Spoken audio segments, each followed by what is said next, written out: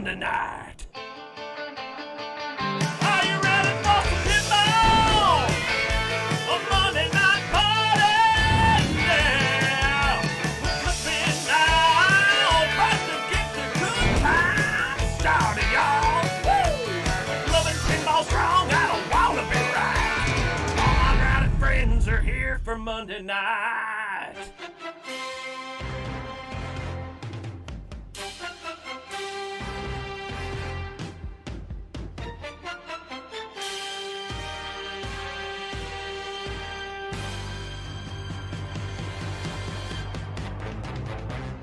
Hey, what's going on, Pinball Land? Welcome to Monday Night Pinball on the Flippin' Out Pinball Streaming Network. I am Ken Cromwell. To my right, go ahead.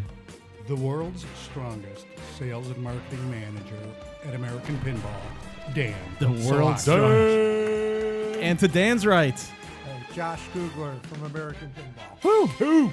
And to Josh is right. What's up, guys? I'm Steve Beatty. And tonight, we're going to do something that's crazy. And Pins Rule, thank you so much for the sub at Tier 1. We're going to stream Oktoberfest in October as we round out October, as we get into the holiday Halloween season. There's been changes to this pin, and this pin has been moving along very nicely. Thanks for the sub, Benzdick Pinball. We're excited to bring it to you as we close out October, and I'm excited to have these two gentlemen to my right and to Steve's left walk us through the game here for the next couple hours. We're going to play for about an hour or so, and then we're going to get into after hours. But during the course of the evening, feel free to jump in the chat, ask any questions that you may like, and feel free to give a call when we open up that number a little bit later on. But Dan and Josh, welcome back to the stream. Appreciate you guys coming back in. Well, it's great to be back. You know, I can't remember when we did the last one. It's a little foggy to me. A little foggy. Is that what it is? Yeah. The lasting impression of Ken Cromwell and Steve Beatty. Well, you know, these things blur a little bit. When Yeah, you're I doing know, them, you I know. We were crammed in and we played a lot. I think it was also right when we had some new animations. I think Yes. it was the last time. Absolutely correct. I was on. I think we were sneak peeking those again. So it's kind of sure. fun that we were able to do this again and show off the latest changes and get a chance to flip a little bit. It's going to be a fun night, Steve. Now, were you here when we streamed Oktoberfest last time? We streamed it for a few weeks. I was, yeah. Early on, right? Yeah. So you were I still have here. a few weeks of streaming on this game. That was in our original studio. This is Studio C, where so pardon our dust as we still try to get things rocking and rolling here. A little bit of a change of pace. If we have any issues tonight, we encourage you to let us know as we get caught up in chat. Flipping Out Pinballs here said, "What's up, fellas? American Pinball in the house. Where's Inga? I've got a duck for her," says Zach. Now, there's been an adult mode that's been growing and has been evolving. Josh, can you tell us a little bit about that? And will we be able to experience that tonight on the Flipping Out Streaming Network? Yeah, we should check the settings. I don't know what the settings Okay. on the game. We should check that before we get started. You know, what I will say about non-family friendly, it's not vulgar in any way. Right. In fact, I think a lot of people would look at what's in there and say, gee, nothing wrong with that. Yeah, Sure. right. Because the reality is a lot of the humor is if you get it, you're an adult. And if you don't get it, you're not an adult. So it doesn't matter. I gotcha. But there's quite a few things in there. But, you know, we did at least have one line that turned Zach bright red when it came up. When we were down at Southern Fried Gaming, I asked Zach to do our presentation with us, and we played family friendly or not family friendly. Family friendly or not family friendly? And I would play a clip. Thanks for the sub, Pirate Red Eye. I would play one of the voice calls from the game, and we had Zach predict whether or not the audience would feel it was family friendly or not family friendly. And not surprisingly, a lot of things most people felt were pretty comfortable with. But at one, we played one call, and Zach kind of turned bright red. So I'm thinking, all right. You know. If you made Zach blush, then That's there might have been something going on there. That's awesome. I've not seen the man blush. And I think it just kind of caught him by surprise. Sure and it did. Just, you know, and he was having a good time. It was a fun presentation, and I wish it had been recorded, and then part of me is glad it wasn't recorded. Hey, believe me, we had a Malort stream that I'm pretty glad wasn't recorded too. So We did have a gentleman came in with his kids for the presentation. And at the start, I said later on we're going to do family friendly or not family friendly. And when we Right. got to that point, which was fairly late in the presentation, I brought it up again and reminded him again. It said, "Okay, I'm not responsible if you're offended." Yeah. Right. ears. I wasn't Leave the room too now if you're- concerned. Cover the ears. I'm sure a couple of the things just went over the kids' heads, but Absolutely. it was fun. And it was great for Zach to do that with me. I figured it would get a bigger crowd if I had Zach on stage with me than just being up there by myself. It sounds fun. Dan, how is it working with the very talented and very highly sought after Josh Kugler of American Pinball? You know, the management, in their infinite wisdom, put a loudmouth salesman in with a loudmouth programmer. Ah, right. So when he needs me to be quiet, I'm not. And when I need him to be quiet, he's not. So Fair enough. Fair enough. Well, Dan spends a chunk of his day, every time his phone rings, he answers the phone, he says hello to whoever it is, and if I know the person, I usually yell hello, and then Dan leaves the room to go have his conversation. My car is my office 90% of the time until we that's get awesome. into that. As long as you're not living out of that car Yeah, at any no, point, no. then you're probably in pretty good shape. So I Dan. think Dan, more than anybody, is looking forward to the new offices to get out. And now And a stapler? Jim Patla has recently come on board, at least on a part-time basis, as an advisor to the company. So Jim's been camped out in my office / conference room as well because we're so tight on space. So Okay, that would okay. keep it more crowded in there. And having Jim there, who's in the industry for many years and worked on some legendary games, I'm constantly asking him questions, so it's probably making Dan a little crazy. Yeah. Just a tad, a wee tad. Right. But it's probably helping Dan on his education of pinball history. I'm picking up a lot of tidbits from the past that I'm gonna store away for the future when I need blackmail material on a variety of industry people. That's good. Now I know how the mind works over there. Now you guys are opening up the new place in Palatine, Illinois, right? So Aimtron is relocating, American Pinball is relocating, and then you guys are converging into this huge, massive place. Or how's that working? Actually, our building is kitty corner from Aimtron's current business. They had another company up in Wisconsin that they're moving down, and we're splitting our building in half and sharing it with them. They've actually already moved in. Gotcha. Cool. So they're all comfortable while our site's still getting finished up. So it's right around the corner from Aimtron. Just makes it a little easier for meetings and resource sharing, and I'm looking forward to it because it's closer to home. So now you're running an that's open nice. house there too, or is that going to be a public open house, Dan, or how's that working? Yeah, Aimtron Fest is Wednesday. That's This Wednesday. Yeah, So 2 days. That's an invitation. invite. Once we're actually set up and have everything in place, then we're going to do the open invitation to American Pinball. Okay. For our distributors. right, and right now there's fans. nothing to see. We're still in the process of moving in. Okay. The line has not been migrated there. Gotcha. We So have that- half a line there. Half of that. That's right. So once that gets set up, and there'll be timing things we'll have to work through because we like to be able to show the line, and that Sure. potentially could obviously create some impact on when we're able to do the open house. Yeah. We're waiting for January to move because we want it to be. Nothing says moving like the cold, wintry months of a January. Absolutely. So Hey, that's. they barely heat my office now. I know. So it's like a refrigerator. So the sooner the better for me, assuming the new building's The best gift for you the last couple years have been those hand warming packs over at American Pinball, right? Just keep those coating fingers nice and warm. Well, and then when I'm in there and I start talking, I want to give them a little hug, right? Well, Yeah, first we thing- cuddle sometimes. Nothing wrong with that. First thing every morning I do is turn on the machines because I figure that'll help get some heat Right. going in the Some office. residual. And Just like- heaters here. Well, why don't we go ahead? Let's start a 4-player game of Oktoberfest because we're anxious for everybody to kind of see the changes that have been made to the pin. And we've got new, we got a little bit of new everything. We got some new animations. We got some new adjustments to the game, some new music. And why don't we just go in order if you want, Steve? Do you want Yeah, to I'll start it just up. go right down the order? Sure. That way we're not going to get confused. Yep. And then we can start addressing any questions in chat. Thank you for the subs and thank you for the bits, Carrie Hardy. Yeah, let's Really check do appreciate the, that, Kaz. Thank you. Let's check the settings real quick. All right, so Josh is going to check the settings here on the Flippin' On Streaming Network. Why don't we do this before we get going? We'll pay some bills here, and then we're going to play some pinball.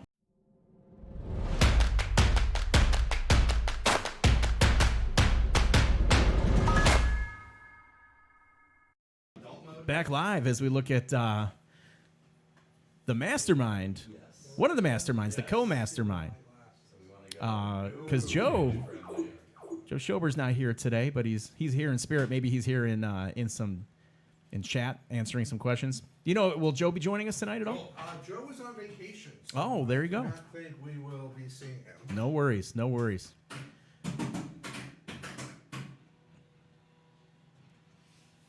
Tickety tock. So let's get some 4-player going.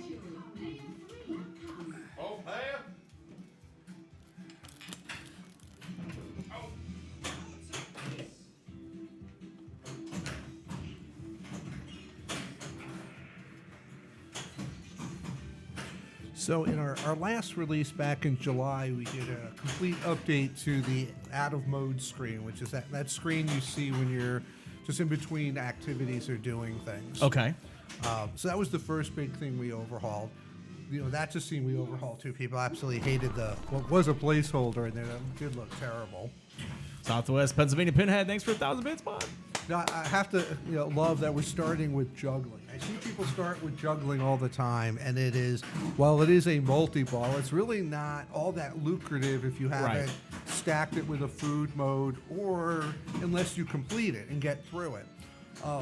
But now you can go back to juggling once it's selected, so it's not like it's canceled out. You still can you can keep going stack back that. to it, but again, Sure. not a lot of points there.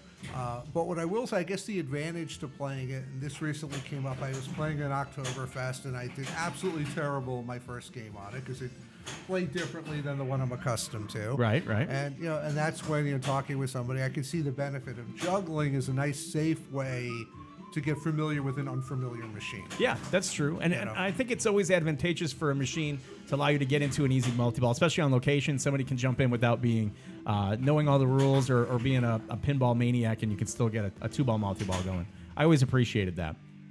Because I'm probably that guy that's gonna want to get into a multi-ball sooner than later. Right. So what are the first tips I'll give, and Steve's not paying attention because he's playing, so here he wants tips he's not getting. Right. Is when you go to select a tent, you want to look for one you have a stein for, preferably even 2 or 3 steins, because the stein acts as a multiplier. So if you do a tent with 1 stein, it's going to double the score. Right. It's kind of like a power-up for the mode if you're using your steins that are married to so the each modes. stein will increase a mode and also has another power. Right. Hey, Josh, and if you would you like to turn the volume up on the pin just a little bit? Sure. Because I think one of the more impressive changes that I noticed on the machine right away when I played it recently was that there is a nice variety to the music. There you go. Thanks, man.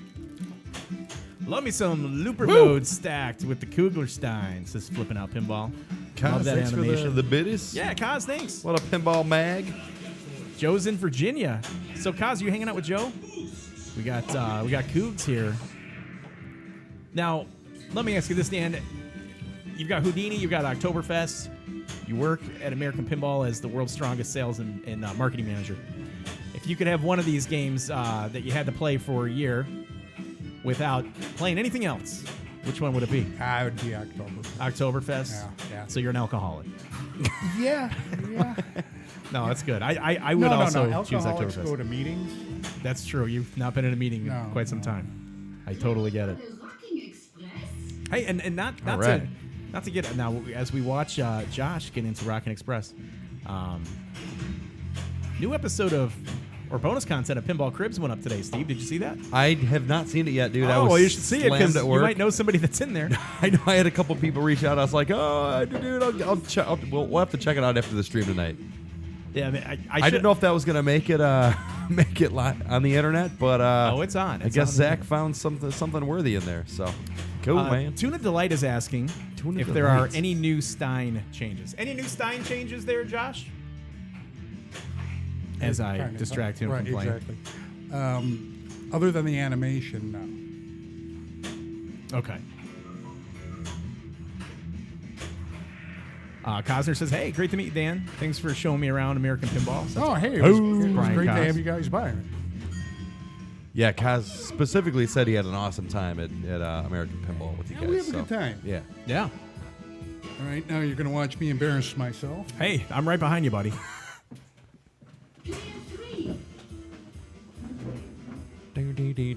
So again, thanks for joining us today as we're putting some fine tuning and adjusting on lights and sound here. Like this is not the best light, you know. It just kind of feels like we're about to get abducted by a UFO. Forgot my baseball hat. Like, woo! but it's fun. I like it. I'm liking it. And if it's getting hot, just turn that heater off. Cool. Because my face is are you red. warm there, Josh? My face is red from You okay? windburn, but temperature wise, I'm are you good. all right? You good? Yep. All right, good. Hey, nicely done, Dan. Kicking ass, Dan. Dad, I just finally got comfortable. I sat back down. I think we're good. We're good. I haven't hit the beer equilibrium yet. How many pins will how many pins will fit in the new studio? I'm gonna say, I don't know if we're gonna ever put any behind here. The only styling change I'm just seeing a note is if you're in family friendly is off, the Thor's hammer becomes castrated monkey. Oh, okay. See, now I didn't even know that. Right. And some people didn't like castrated monkey. I'm not sure why. If your child asks you about it, you probably need to explain to them what castration means. But Why? if not, then so we kind of made that change. So it has the same capabilities and powers. It just The same powers as Thor's hammer. Right, exactly. Which I guess makes sense if you think about it.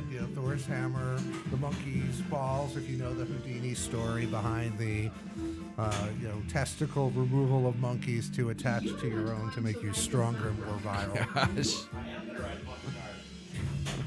All right. Weird Echo says, Kaz. That's a new animation right there as well. Was Castrated Monkey really a great band? Wow, I did not know that. Good band name. So yeah, if you don't want to explain to your kids what castrated monkey means, then keep family mode on. Yeah. The monkey also now makes an appearance in the match sequence. That's I a don't little know racy if we call out have there, match Josh. turned on or not, but Maybe I didn't want to bump Inga. She just asked me. Interesting. that's a strange choice on your part, not wanting to bump Inga. Taking a little by surprise there. Weird echo. Are you serious, Kaz? Is there a weird echo? Because if there's an audio issue today, I'm taking the all of the streaming gear that we have, and I'm taking it out back, and we're going to start a bonfire. Okay. I'll make sure that we remove the Oktoberfest first. So. All right. So are we in like a semi-adult mode right now as far as the call-outs, Josh, or is it just kind of... Yeah, we've turned family friendly to no. Okay. So we will get some, which is, I'm not sure if do you want to bump Inga? It's probably technically considered not family friendly. That's No, in the regular no. mode. But I think that would be a great example of, it's probably fine for most people. Again, there's nothing vulgar in there. No, it's fine. I'm not offended.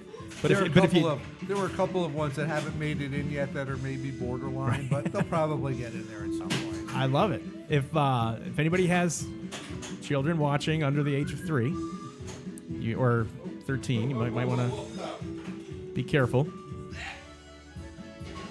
So this is like a PG-13 or rated R? What do we got I going? would say it's PG-13. All right, there we maybe because most 13-year-olds would probably get the jokes, and if they don't, then maybe they need to have chat with their parents. They need to get an Oktoberfest And start most- having some conversations. Most 13-year-olds of any age will appreciate the jokes. This is true. Most 44-year-olds also. Yeah. I've been told. So You know what? The No music echo here, sounds thank you. great. It almost sounds like there's a subwoofer in there. It sounds really good. yeah. So the music is, again, this pinball machine is really evolved since the last time I played it 5 months Right? ago. Yeah. It's different. Yeah, It is different. definitely different. It shoots different. It looks different. I'll allow Josh, when he gets back, to explain more of one of the mechanical fixes we did Okay. that we just finished testing. Don't forget to get up on that microphone. Oh, yeah, that's right. I'm sorry about Oh, that. there I you won't go. do that again. No, you're good. I didn't want you to drift away into the distance. Well, yeah. Yeah, no, so That's right. New studio's looking good. Thank you. It's getting there. I reset my Twitch app, and now the audio is normal. Perfect. Oh, So okay. For those of you that are Okay. wondering, we're broadcasting at 1080p tonight, 60 frames per second, and with a bit rate of 4600. So we're trying not to tax anybody at 6000s, but we're within the realm that we need for 1080p, 60 frames per second. So if you need to match our output settings to increase your viewing and listening pleasure, I encourage you to do so now, because we're going to be here until about 9 o'clock tonight as we deep dive into the new Oktoberfest update code. And it's nice to play Oktoberfest in October. Yes, it is. I do enjoy That's it. great. It is enjoyable. So Josh is running those bumper cars too.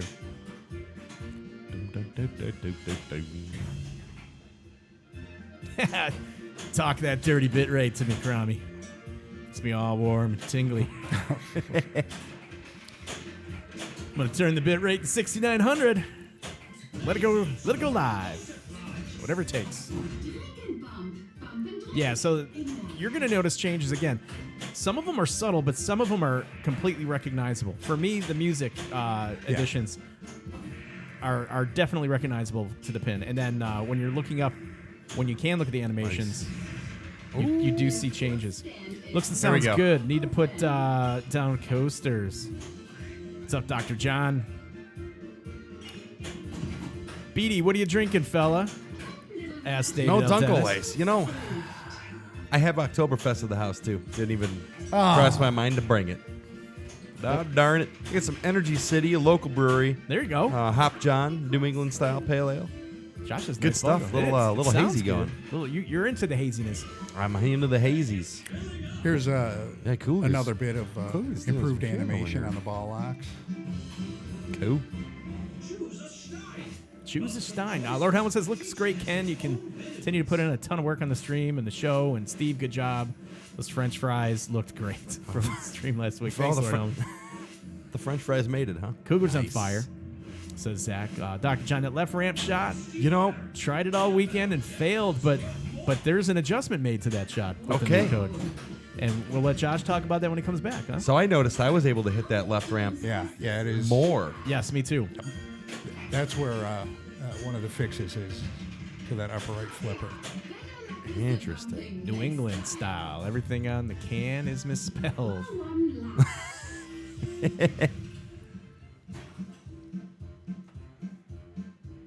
Yeah, it was a little pricey for a 4-pack. Looking at like $16 for 4 beers. I'm like, damn, dude. You getting up there.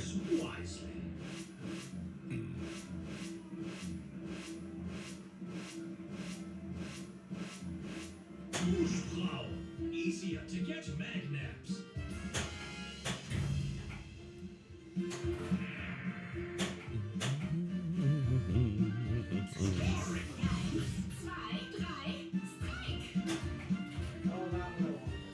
Nice. Is that a little better? Yeah.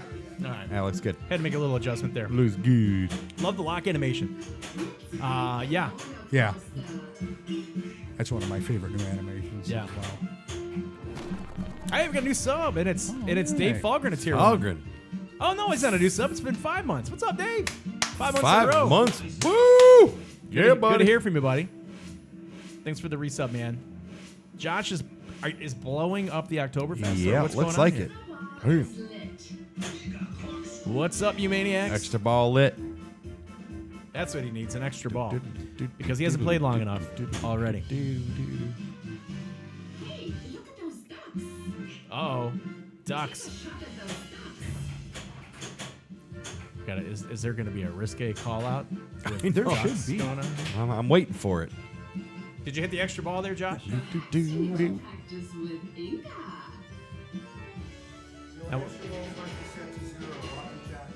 We had... Oh. I saw ducks, and I just naturally felt as if something was Yeah, coming. something was going to happen there. Audio-wise with I'll some try ducks. to last a little longer this time for you, Josh, so you can actually Gonna last describe longer some- for yeah, Inga? Yeah. Yeah, so I can talk Yeah. about stuff. Yeah, that'd be good. Right. Help me out there. That's good. Thanks, Dan. 5 months. Dave Falgren, thank you. So we were talking about... This game's so fun, man. It is fun. It's so fun. Dr. John from Australia said he was playing the game this weekend, and left ramp was a difficult shot for him, and I know that you kind of addressed a little bit of that with code, right? So, left ramp or upper ramp? I think he said left. I think he said probably. I'm assuming the left ramp, like the coaster ramp. Typically, there aren't too many people having issues with the left ramp. Okay. We do increase the flipper strength when the ramp comes down. Okay. I haven't heard any reports of anybody having problems with it. Okay. The upper ramp, the upper ramp, a little more challenging, and we've actually making a design change on that with a slightly different coil stop. And the game we're playing tonight does have that change. Oh. Okay. So Dr. John is saying left upper. Interesting. Okay. Yeah, so that upper ramp, so we made a change. The Australia game that was at that show did not have the change. The games at Expo did. We had done a study. We had a game set up with a group of players Okay. who did not know there was anything different between the machines. And over the course of 50 games that were played on each machine, so 100 total games with 50 on each, Okay. the machine with the modified flipper, the ramp was made 60% more times than it was on with the current design. That's crazy. Which From is a coil stop. obviously a significant change. Yeah, And that just is significant. A little bit of a different coil stop. So we're in the process of getting a quantity of those made. Any Oktoberfest owners will be able to contact the distributor. Distributors will get notified in a week or two once we have the parts in stock. Oh, and wow, we'll get them okay. out to distributors so people can get this. And it's basically 2 screws or it's 2 Allen screws just to change out the stop and adjust the flipper. By all accounts, it's really made that shot much easier to make. Usually when you play it enough, you get good at it, but you'll find tonight we'll probably see that shot get hit plenty. Not by me. I've already hit it, I think 3 or 4 I times. noticed just from the last few times that I played the game that Nice if I it's, could, I'm like, like, wow, block this is first, I'm actually but- hitting the shot now. Yeah. It was always a struggle to hit that shot for me, and now I can hit it. So it's So on the new digits, I like. new digs. no dig. My, What? my eyes are really bad. I can barely read this large screen of text here.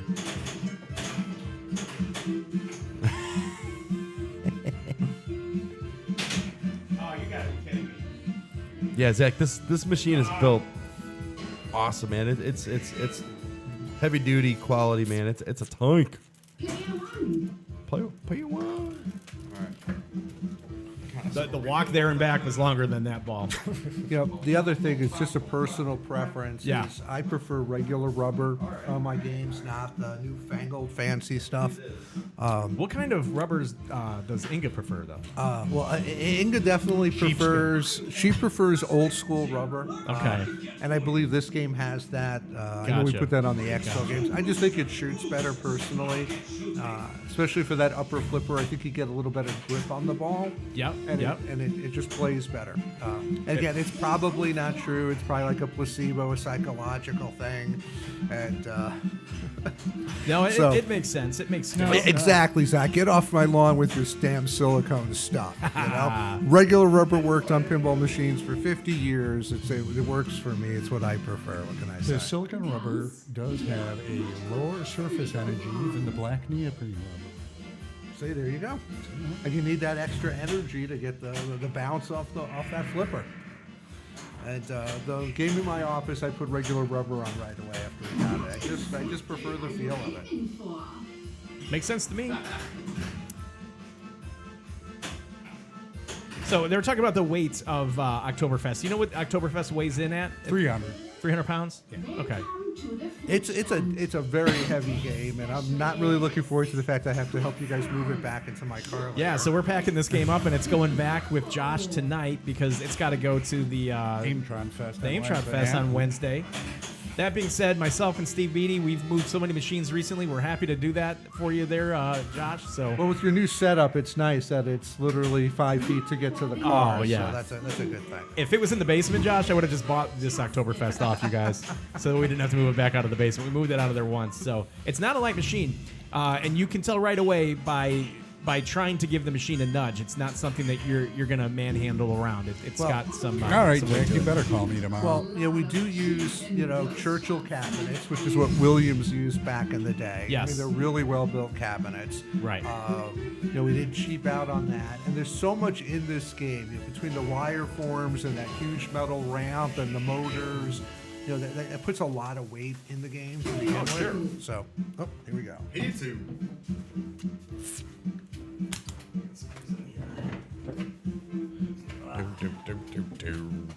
That was a nice sound effect of a can opening up there that came through. So favorite modes. Mine is the dog going down the slide.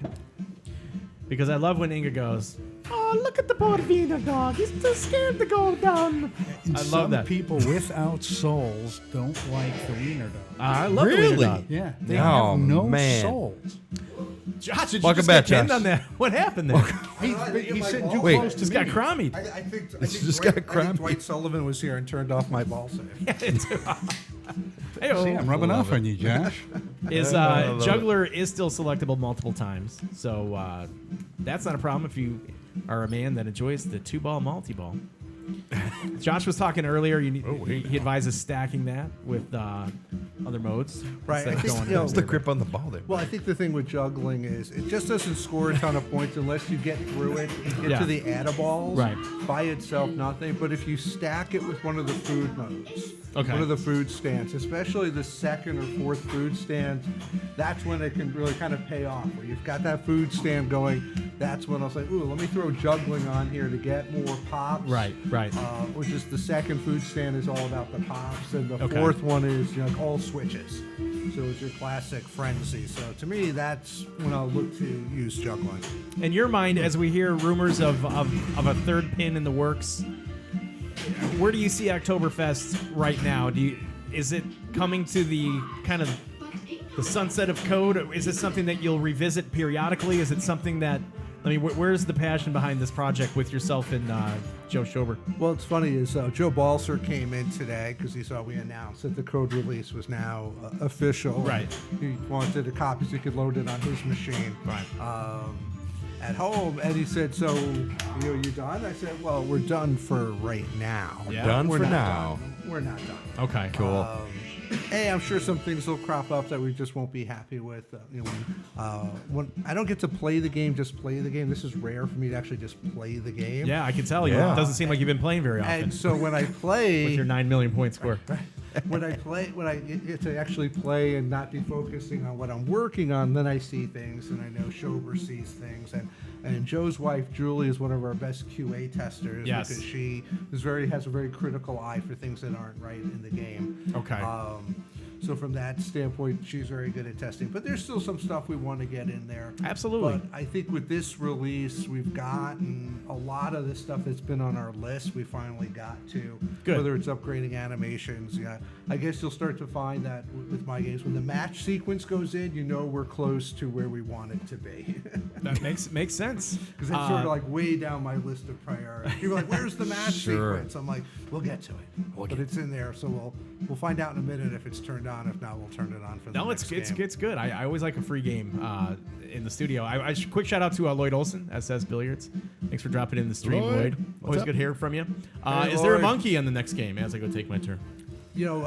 My goal is for there to be a monkey on the next game. He's in this game in a few places. He's in the match sequence. If you watch carefully during Duck Hunt, you'll occasionally see him popping up out of the water. There's a stuffed version of the monkey that Inga holds at the beginning of Ring Toss. He's in the bumper cars as well, and he is on the back glass. If you look carefully, you will find him high above Oktoberfest.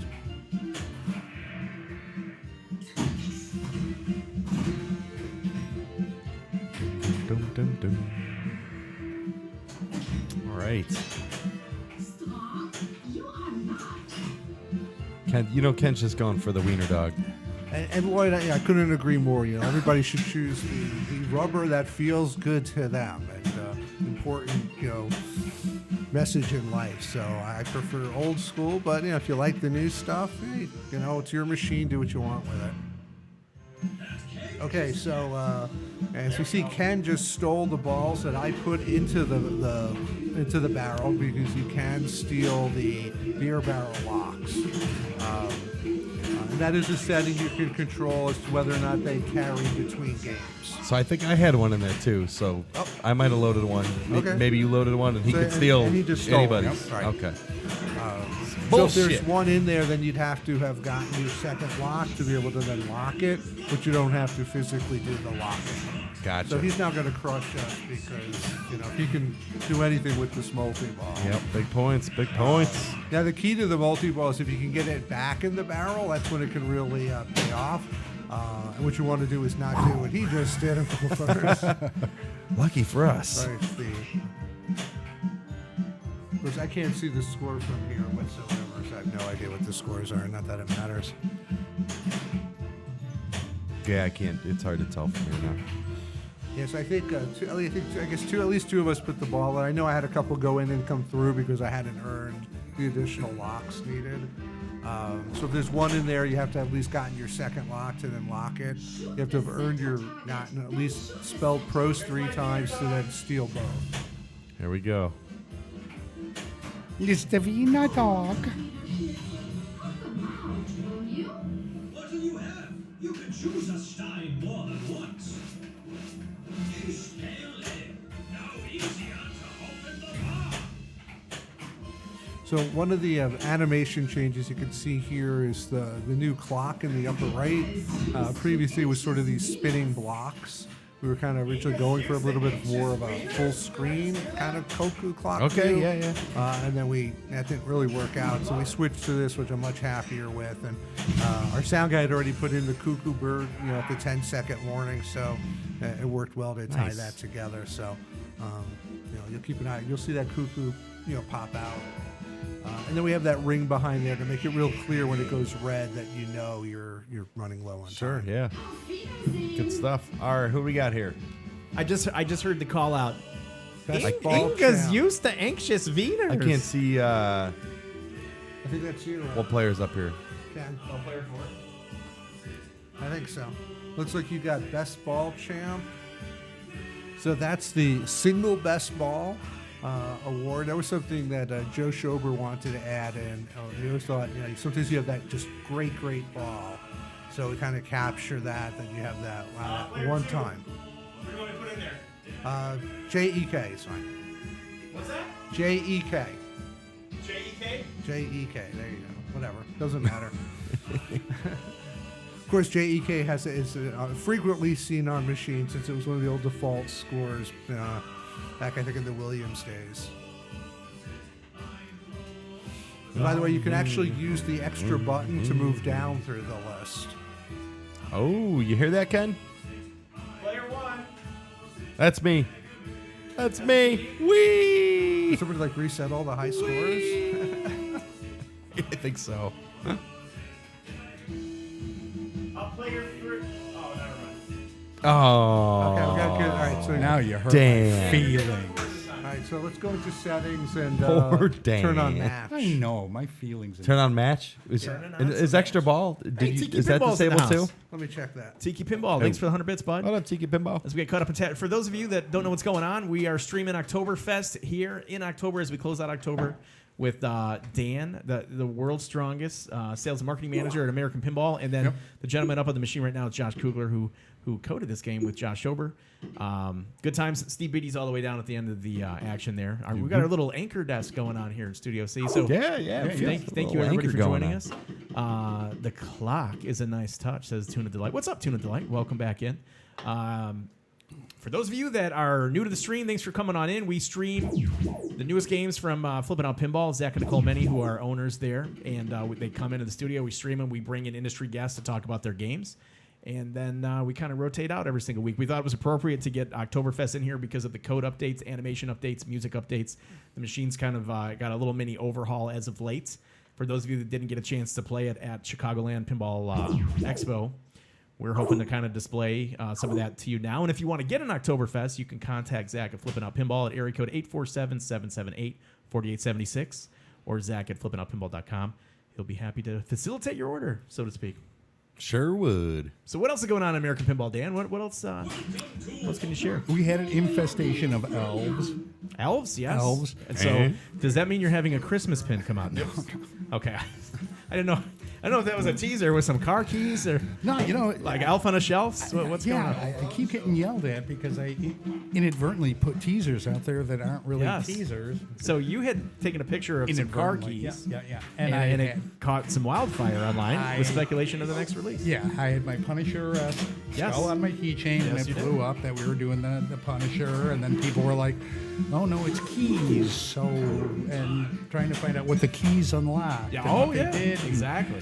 So meanwhile, Dan thinks he's being funny with that, but his life is now in jeopardy. We've already heard from one person who said, if your next game's not Punisher, somebody's going to die. Yeah. And I'm like, okay, that would be Dan who put that up Dan there. will be giving his life for American Pinball. Right.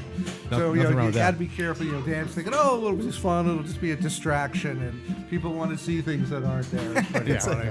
What's up, Berto Drink One? Says, what's up, fellas? Popped beers, ready to watch. Love the new music now. Absolutely.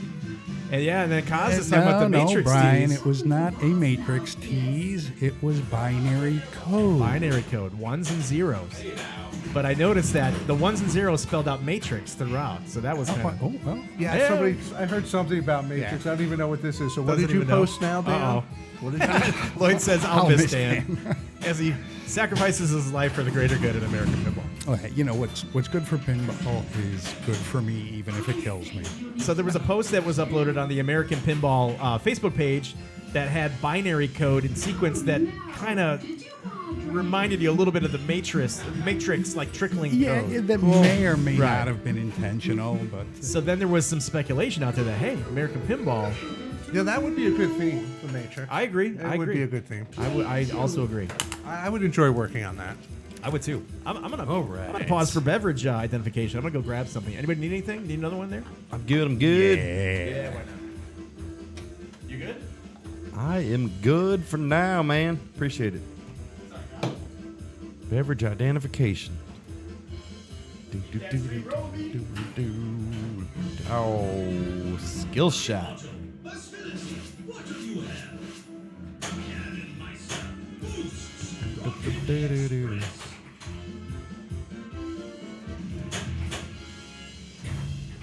Oktoberfest rocks. yeah, the music is a love lot it. more appropriate. You know, It's great. the rock goes where the rock I'm goes. noticing. I don't have a lot of time on the game, but I'm noticing a difference for sure. Yeah. Yeah, at Expo, I had people who've been playing it a while say it feels like an entirely new game. It does. It does. It really does. It shoots better. The light show's different. The rule sets are really fine It's tuned. funny that you can make a game shoot better. Well, I mean, you had the little, Yeah. physical change, but I mean, just code wise, it's great. Yeah. I mean, Josh is, much as I hate to admit it, masterful at his job. As much as you hate to admit it. Oh, that's great, man. Dan, I ran into you so many times at Expo, man. You were everywhere. I have. You weren't just hanging out at American Pinball. You know, you weren't just hanging out by the games. You were all over. Yeah, you were, I mean, I was in multiple places You were having fun, man. simultaneously. I was having a great time. yeah, it was a good Expo. Yeah, it was a great expo. And you know what? The factory tours were great. We loved having everybody come through. That's awesome. Yeah, Cosner was talking about his time there, and he had a blast, and he's really thankful for that. So, Oh, yeah. I mean, the door's always open to our distribution and players. It's always our pleasure to. very cool. show I need to people. get out there. I've never been to American Pinball, man. see, And you well- guys are 20, 30 minutes Yeah, from you here, can right? hit us with a rock. Yeah, that's awesome. What are you doing tomorrow? I'm working. Quit and come What by. are you doing tomorrow? What are you doing tomorrow, Dan? Pretending to work? Pretending to work? Yeah. I could manage that. What town are you guys in? Are you in Streamwood. Streamwood. Okay. You want to come I by could, on a I could Saturday? like I could like run by on lunch. You guys are that close. Yeah. No, we'll figure something out. We'll talk. We'll. I need to get out there and check it out for sure. We've done quite an amazing feat in cramming an actual full line into a room about the size of the studio here. That's wild. So when's the next building coming to place here?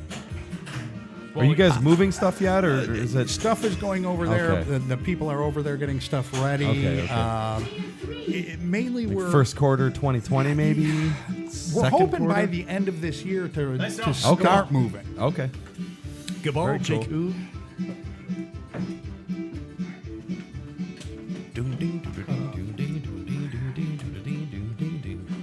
I love the music, man. There's a lot more variety in This the game music just now. like puts me in a good mood.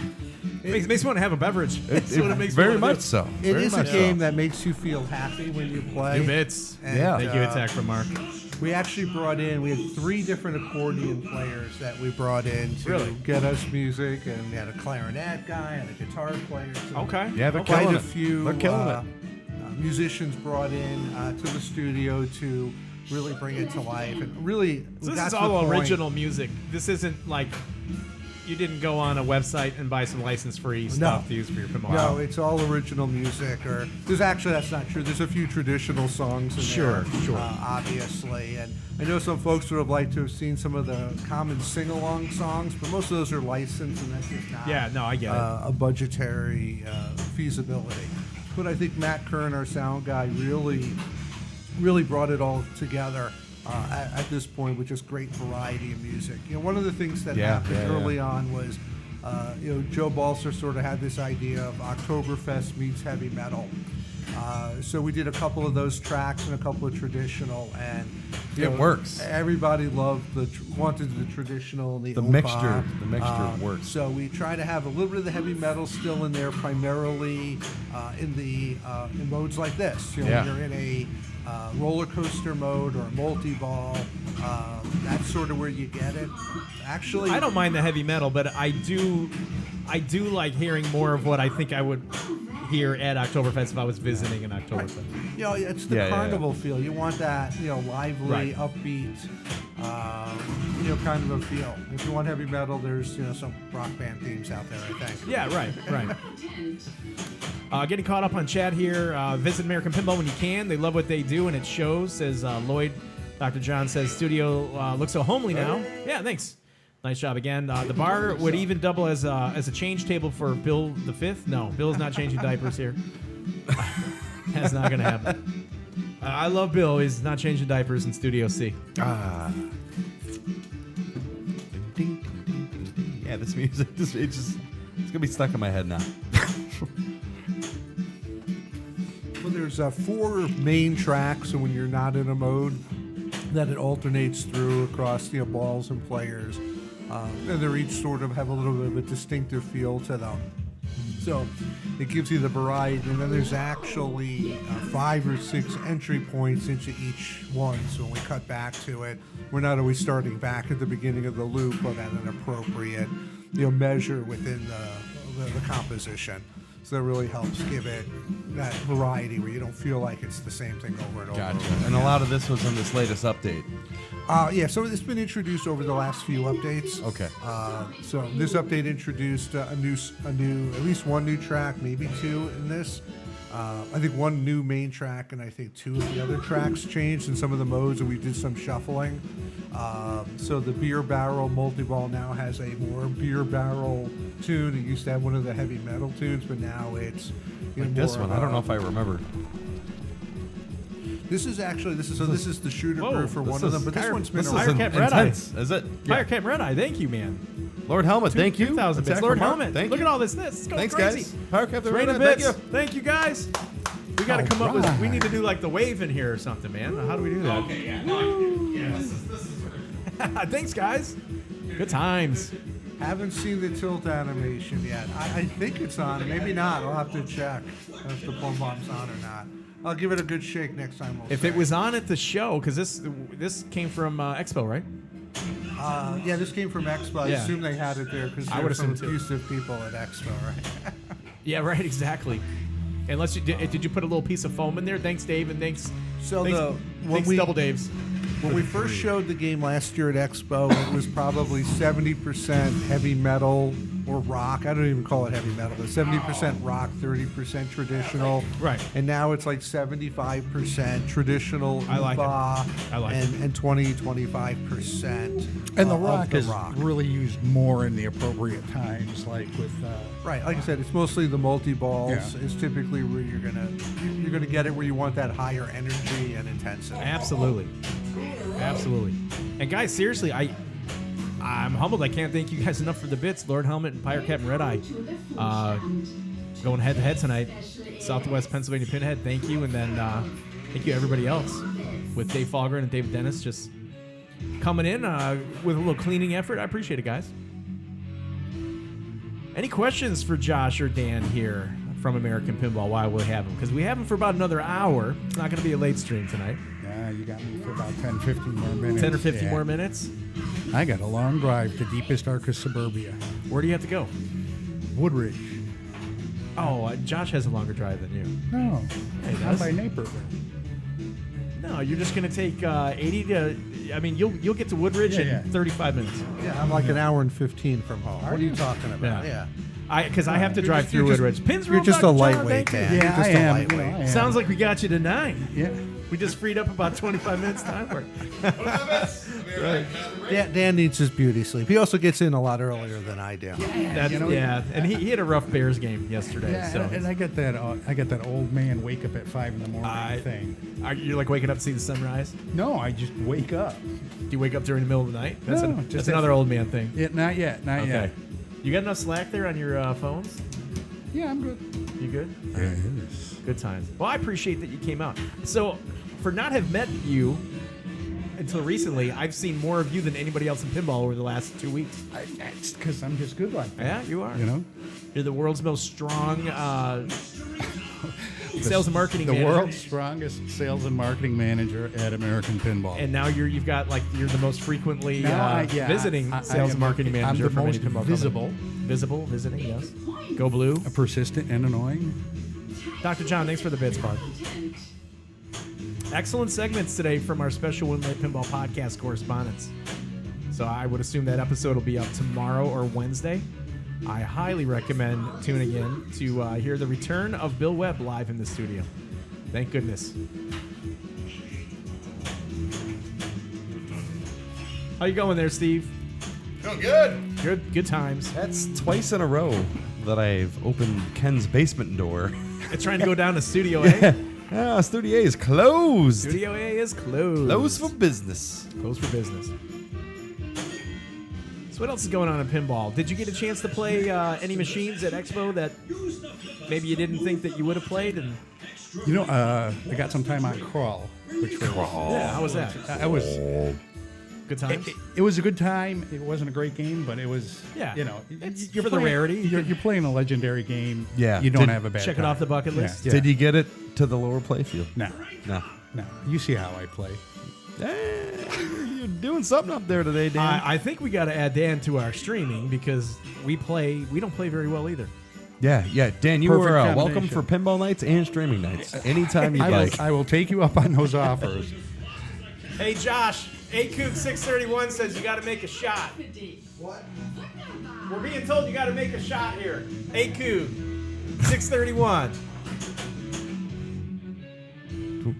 Let's see if you just riled him up a little. I like that he can't hear me unless I shout, because this means when Bill Webb's playing pinball, we can say his name without Oh, him that's a good knowing. point. Let's test this for a second. Bill. Hey, Josh, can you hear me? Yeah, hey, Josh, can you hear me at all? This game's cranked in, Hello, in the Josh. studio, though, too. Yeah. Josh, behind you. Anything you want to say to Josh without him actually hearing it's it? definitely it's different out here for sure. Hello. Anything you ever wanted to say to Josh to the back of his face? Which good I times. usually say it to his face. Oh, okay. Man, that was a long ball there, Coog. Hey, nice job there, J. Coog, lighting it up. Not really, but we'll get there. You are too good for us. I have to do some lock stealing. What do we have in the keg right now? I think just one. Okay. I think just one. Because I think that's how I was able to kind of get a little bit of score going, is I was able to get that third block, tap that keg in that first game. Well, then obviously the key is to try and get it stacked with something good, either Right. Food Frenzy or Right. bumper cars. Easier said than done. So let me ask you this, Josh. I mean, for somebody that just gets in the game that's in the scoring, I mean, what's the first three things that you would do in order to get a score that's respectable? So hang on. I tried to ask Josh this before we started the stream. And I gave He's you like, ti- well, I'm not going to tell you now. I was giving all sorts of great He's tips like, when you were up there right. playing. Keep by the way. ball alive and shoot for the flashing I target. did hear him say that. I got Josh some didn't advice want for to. you. He's like, keep the ball alive. Little does he know, we don't have a chance to, Right. to get a Josh score here. So, but I thought that So, was pretty fun. Makes sense. Well, again, the most important thing is just to learn to play modes you have steins for is obviously helpful in getting your scores up. Certainly a mode like Food Frenzy is a fun mode. It'll score a lot of points because everything scores. What's a little bit different about Food Frenzy from your typical all switches score is that each unique switch you hit is what increases the value. Okay. So rather okay. than just hitting the spinner Right. to get points, you're far better off trying to sweep the Oktoberfest I stand-ups did not know that. and hit Prost a few times, and then you'll go for the spinner and the Yeah, pops. because that's like 12 or 13 targets right there. Yeah. Right. So you Okay. get a few shots at those, a few other things. It'll make the scoring much higher. Good job, Dan. Pretzels. Every now and then they don't suck. Yeah, we should have the pretzels and cheese dip going, the Oktoberfest beer going today. What are you guys doing tomorrow? Go blue.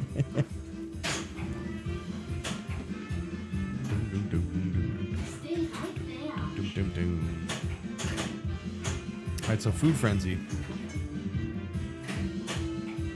That's my favorite mode because you can just hit anything.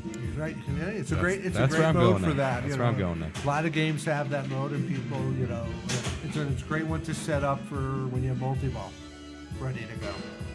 Oh, yeah, I can see that for sure, for sure.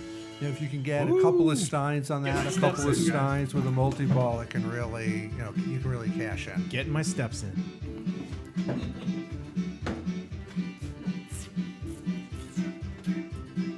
So we're at 8 o'clock. We have about an hour to go. So I think we play another game or two of Oktoberfest. Did you guys want to take? Well, I know you got to leave. Yeah, I know. All right. Did you want to take a call or two tonight, Josh? Or do you? Okay. Absolutely. All right. Cool. And A Coog, was that make a shot or take a shot? I can't quite make that out. You're capable of doing both here in Studio C. I'm there, just trying to Josh. find out what I'm being encouraged to do here. It's like, nothing wrong with that.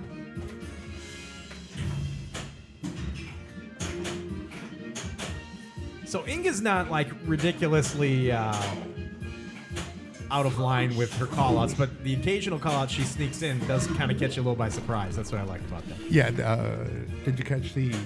Not even Inga could fit all that in her mouth. Oh, no, I didn't catch that.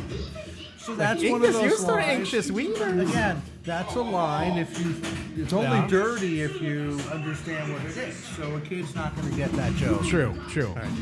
This Week in Pinball has sub tier 1 for 5 months. So Jeff at TWIP, thank you, buddy. Awesome. I appreciate it. Thank you. ACoog631 is saying he wants you to make a shot and take a shot. Okay, here we go. So, you ready?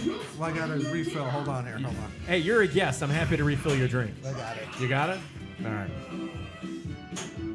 That's the J Coog stash over there. What are you drinking tonight there, Josh? I don't even know what this is. It's obviously tequila here. Let's see what we're drinking. No, Josh is a tequila drinker. This is Espolan. Espolan. It's a shooting tequila, even though I'm not really shooting it. Close enough. Shooting, sipping, whatever it takes. But I am drinking it out of a red Solo cup to be in the Oktoberfest spirit. Absolutely. Now, is that your shot that you'll be taking?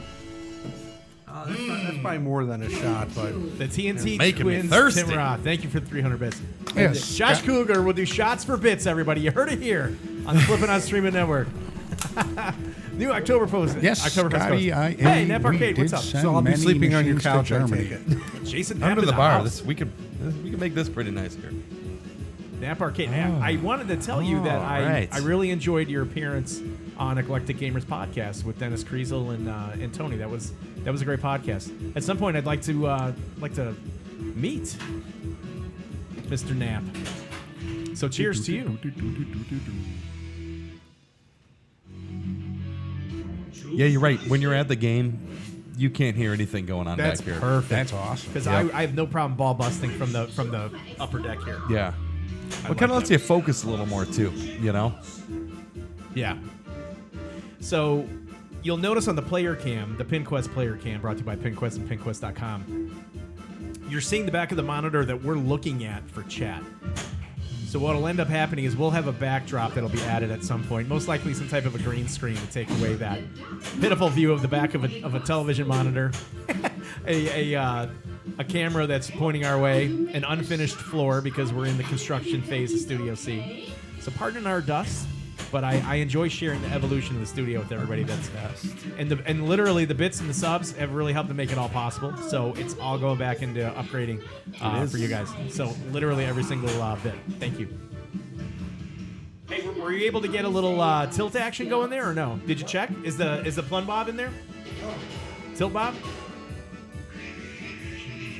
Because if it's not, you're about to see me put up some pretty good scores. I'm gonna walk this game back to the bar. Oh, Hey, now. it's in there. It's All in right, there. Good. All Hey, right. good. It's a little generous. A little generous. All That's right. okay. In the Oktoberfest spirit. Lloyd says Oktoberfest is a lot of fun. Will the next American Pinball game be like it, or a little tougher adventure like Houdini? Asks Lloyd. So, Lloyd Olson. I'm happy to answer Lloyd's question. I don't know if you guys noticed that when Duck Hunt, because we did have family-friendly turn off, at one point a duck exploded and splattered blood and feathers onto the binoculars. Missed that on the If you, screen. Nicely done. if you picked up on that. I think our next game, I think falls as far as difficulty level, probably in between the two. It's not as crazy a layout as Oktoberfest is as far as being completely unconventional as it is. It's a little more a little more fan-like than Oktoberfest is, so a little more similar to Houdini in that. But it's definitely a game with a lot of flow to it, just at least based on the first whitewood that I've been able to shoot. So, our goal is for each game to be different. So it will not be like Houdini and it will not be like Oktoberfest. It will be its own unique thing, both in the way it shoots and the rules will be radically different than either of the first two games were. So we spent a lot of time working on that and just conceptually getting it to where each game is unique and different, that it's not like you're going to have them in your lineup and say, oh, wow, these are all the same game. And anyone who's really looked at Joe I know who Balser's doesn't have to put anything games in there. over the years knows that his layouts are always different.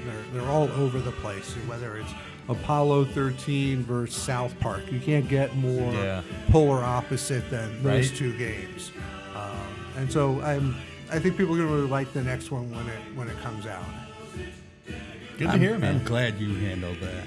David O'Dennis says, hey. Yeah, so what is that next one that's coming out, Josh? Right. Hey, Josh. I'm going to give you an exclusive right now. Our next game is Game 3. Oh, heard it here on the Flippin' Out Stream. TMI. It was pretty funny. Joe Schober was in town for Expo. It was really the first time we've put some real thought, a real effort into Game 3, as we had just finished up this Oktoberfest release. And so we got very much in the habit of just calling it Game 3 because didn't want to lose track of that and be very careful at Expo. And if we were out and about town, we were at Pac-Man Entertainment for dinner. Yeah, and there was a bunch of the people there. Old level 257, right? Level 257, and Martin Ayub from Pinball News was there, so it was good that we were being careful not to say anything, because I'm sure Martin would have loved the scoop on the next game. Yeah, how about another game, and then we'll go to a little after hours No, here. I gotta. We're going to cruise? Yeah. That close drive? Yeah. No, I'm kidding. Yeah, I'll walk out. Hey, Taco Pizza, tier 1 for 3 months. Always, I love Taco Pizza. It's my favorite Twitch name. Now I'm hungry. Let's say goodbye to Dan for American Pinball, the world's strongest sales and marketing manager, currently residing at American Pinball. Always good to have him. I'm going to walk him out of the studio. Because he's afraid I'll steal things. Oh, well, no, I'm not afraid of that. I've got an Oktoberfest as collateral if anything. Oh, yeah, that's true. Actually, That's I don't, true. because we're loading that up with Josh tonight. So, yeah, no worries. I wanted to show you out. I mean, I could open the garage and let you go off into your abyss that way, but Yeah, no, I'll take the walk out. That'd be very I gentlemanly think of you. as a personal, as for me hosting you tonight, I'm going to walk you to the door. Bad neighborhood. Yeah, that's true. So it's good. St. Charles. That being said, if you guys want to start a game, or if you guys just want to keep chat rolling for like 2 minutes. Let's roll for a couple minutes. Yeah, here. let's go. Let's roll. Let's go, Dan. All right. And Josh, we'll see Say you. goodbye to Dan. Josh, we'll see you bright and early in the morning. Well, maybe not bright and early. Maybe not right early. I'm never bright and early. That's not Dark me. and I'm late. I'm Dark and typically the late. last one in and the last one out. Dan, take it All right, easy, so man. any questions while we're waiting for these guys to come back? Thank me. I'm just here. Yeah, that's true. Always good hanging out. Steel Ken Salt I mean, Shakers. Ken Okay, Douglas. there's got to be a story behind that. I guess just while we're waiting for those guys to come back, other things that went into this update was we We redid the all the corkscrew animations with the roller coaster, just the locking sequence. The original one was something we literally threw together minutes before the first reveal at Expo, and it had been in there ever since until we finally replaced them with some actually good animations by Ishranisi, our animator. So that's same thing with the. You'll notice the mystery award, the duck. That was again also almost glorified storyboards that were in the game until we finally actually did those. As far as our next show, Lloyd, I'm not sure where we're next. I'm not sure if we're at Louisville or Cincinnati. I'm not sure which of those shows we might be doing. I know I'm not scheduled to be at anything probably until TPF. I need to stay in the office and focus. Crunch time at the office. So it's next month, 2, 3, 4 months. It's time to head down and get cranking. The show circuit, it's really big in the spring through the summer. I think 6 shows this year. Yeah, it's kind of coming to a close here. And I love to get out to the shows. I love to meet people and talk with players and get feedback on the game. I like to see what else is going on. But at some point, it's like, okay, now I need to get to be able to focus and get some stuff done. Awesome, man. We play it? Yeah, 3 player. Start it up. 2 it up. You want to go reverse order? Or do you want Sure, go ahead. You're already Yeah, out. might as well. As long as I'm still number 2, I won't lose track of who I am. Hey, you got a maid there, Josh. Yeah, it's. I haven't had much sleep for 2 weeks. I'm going to get punchier by the time the night's over. I hope to see you there, Lloyd. I always appreciate Lloyd's always good about coming by and wiping down the glass on our games, and we're usually pretty good at that at shows, but not surprisingly, often I arrive at the show early to go do that, and Lloyd's already down there clearing glass off pretty much everybody's games as he tries to help out as best he can. Knocking it out, Lloyd. Oh, we got ball save on. All right. Of course, Lloyd and I had a rough beginning to our relationship. When I first started collecting machines, I posted on Rec Games Pinball. I was looking for photos of a Twilight Zone teardown because I was putting mine back together. Okay. And Lloyd posted, you should take your own photos. And that pretty much killed the thread because when Lloyd spoke on Rec Games Pinball, that was pretty much it. I emailed Lloyd and I said, Lloyd, I didn't think this game was put together properly by the last person. That's why I was looking for photos. And he's like, I never really thought about that. All right. And I was able to get it. I reminded Lloyd of that a few years ago, and I said, but I forgave him, he forgave me. So we've been friends ever since. And that's funny, man. But yes, taking your own photos is certainly the way to do it. But if you don't have the photos, right? Like there was stuff or on this a hacked up game. When I was taking it apart, I'm thinking, there's no way this is right. Yeah, sure.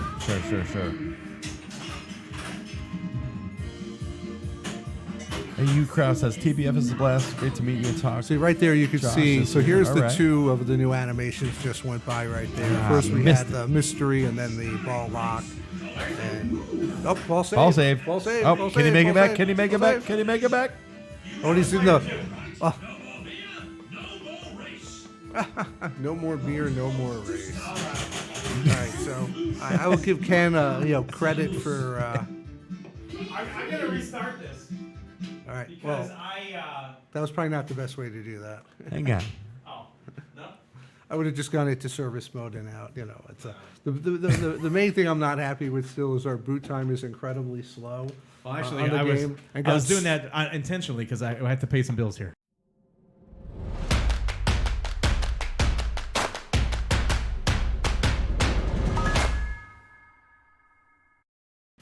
Hey, we're back. Pinball Man. As we go into the Monday night pinball studio. So, Josh, on a scale from 1 to 10, where would you say this pin is at? Where you want it to be? Is it at a 10 right now? No, because I don't know it'll ever be at a 10. I'm not sure I'll ever be where I feel it's perfect and great and complete. Okay. There's still things that I'm not 100% happy with, and I know if Joe Schober was here, he would say the same. There's still some things we'd like to tweak, and that'll happen at some point. Sure. Again, the more we play it, the more other people play it. We listen to feedback, we listen to ideas. There's some things we'll tweak. Just like in this one, we tweaked some scoring to get the balance right. We talk all the time about, are we creating something in a game in which people don't want to play it? In fact, we had the calorie coma mode. When I first coded that up, and Joe played, I wasn't happy with it. I could tell it just wasn't right. I didn't say that to Joe. I said, here, give it a try. Let me know what you think. And I came in the next morning and had a message waiting for me that said something along the lines of, I would do everything possible to avoid playing this mode. Oh, okay. And I'm like, okay, I knew it wasn't Now we know. I knew it Say no wasn't more. good, but I didn't think Right. it was that bad. Right, And, right. Sure, I'd already kind of rewritten the rules for it and changed it, and to get it where we want it to be, and it was just not right. I mean, sometimes you come up with an idea, you write it up, you code it, and then you play it, and you're like, this just sucks. This is not there. And then the reverse could happen. This just sucks. The last call's the opposite of that. Schober was not crazy about it when I described the mode to him and told him how it would work. He thought that's not going to work. And the first time when he got his game, he was playing it. He had a couple of friends over, and Yes. somebody got that mode. And the next day, I had a message waiting from him that was basically, I was completely wrong. It's great. And, Oh, hey, cool. There you Once go. he played it and saw how people reacted to it, I'm very comfortable messing with the flipper on the player. In Last Call, you have to spell sober, hitting the various stand-up targets. And it's after you've drained. Yeah. It's after you've drained the ball. So my attitude is, you've drained the ball, I'm giving you a chance to get your ball back. So Yes. therefore, I can screw around with you. Yes. Because if you don't like it, just don't play it. Right. You already trained. So in that mode, you have to spell sober, which turned out that we had enough stand-up targets with letters that there's actually sober there. Sober, shober, rhymes. And in fact, most of the letters, there's more than one that you can shoot, which makes it easier. But the flippers start off a little delayed because your reflexes are slowed. And then as you start to spell sober, improve your sober, then the delay is there. And the characters on screen are a set of 5 very attractive people. They're a little bit out of focus, but very attractive. Of course, as you start to spell sober and you sober up, you realize that maybe they're not quite as attractive as you thought. Oh, no. One of my favorite voice calls in the game is Otto at some point. There's some line, he says something about, maybe we should go back to oh my God! That's like the Willie Nelson song where he's like, I went to bed with a 10 at 2 and woke up with a 2 at 10. 2 at 10. It's like, hey-oh. Right, exactly. I used to joke, I've never Connect the gone to dots here a bed. little bit. That's Yep, great. That's good times. All right, so my mistake. I messed everything up. Let's just go back in regular order. We'll start with Steve. We'll do 3-player game.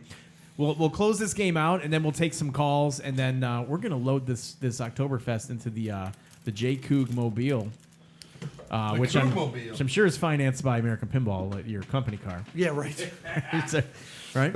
Hopefully it's going to fit. I have this huge cooler in there from tailgating. Still with some beer in there, actually, that's cold, which means... Really? What do you have in there? There's some Molson and some... Molson. Oh, my IPA gosh. Oh, you got IPAs. I'm an IPA guy. of some sort from Michigan, a buddy of mine brought. You're welcome to when we go take a few Need out of my to cooler. make some room for the game and swap Right. some IPA. Yeah, right. So hopefully the game's going to fit with this giant-ass cooler that's in there, but... We'll figure it out. That's fun. We'll figure it out. And if we need to, I can hang out to the Oktoberfest for a couple more weeks. Yep, same here. Or I'll drink the IPAs. It's a win-win for me tonight, guys. It makes no problem. Remind me where you guys are again. Looks different and not in Studio B. So we're in Studio C tonight, which is still in St. Charles, but it's the game room conversion that studio conversion that I've been working on for the past couple months. So It's definitely a nicer setup. Yeah, thanks. Just easier Thanks. to see the play. There's actually this really big screen in front of us, so we can actually see the chat. I felt like I was confined into like a basement dungeon in our other streams. So I appreciate your patience there. This is a little more roomy, which is. I guess I have to get good at looking at you at the screen rather than I turning. know. Well, if we were really seasoned matters. professionals, though, Josh, we would be able to play to the camera and casually converse. Exactly. I'm And lucky then play I'm to the speaking. camera. I'm doing the same thing. Comfy for the guests. Absolutely. Studio C for Cooler. Studio C's for Cromwell. That my last name is Cromwell, English last name. And it is cooler, though. I like it up here, man. Josh, I believe we'll be at Intron Fest on Wednesday. Hey, Josh, will you be at Intron Fest Wednesday?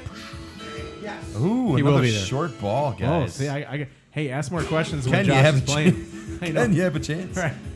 Yeah, right. Hey, Josh! Oh, did you drain? That's my distraction. That's my tactic.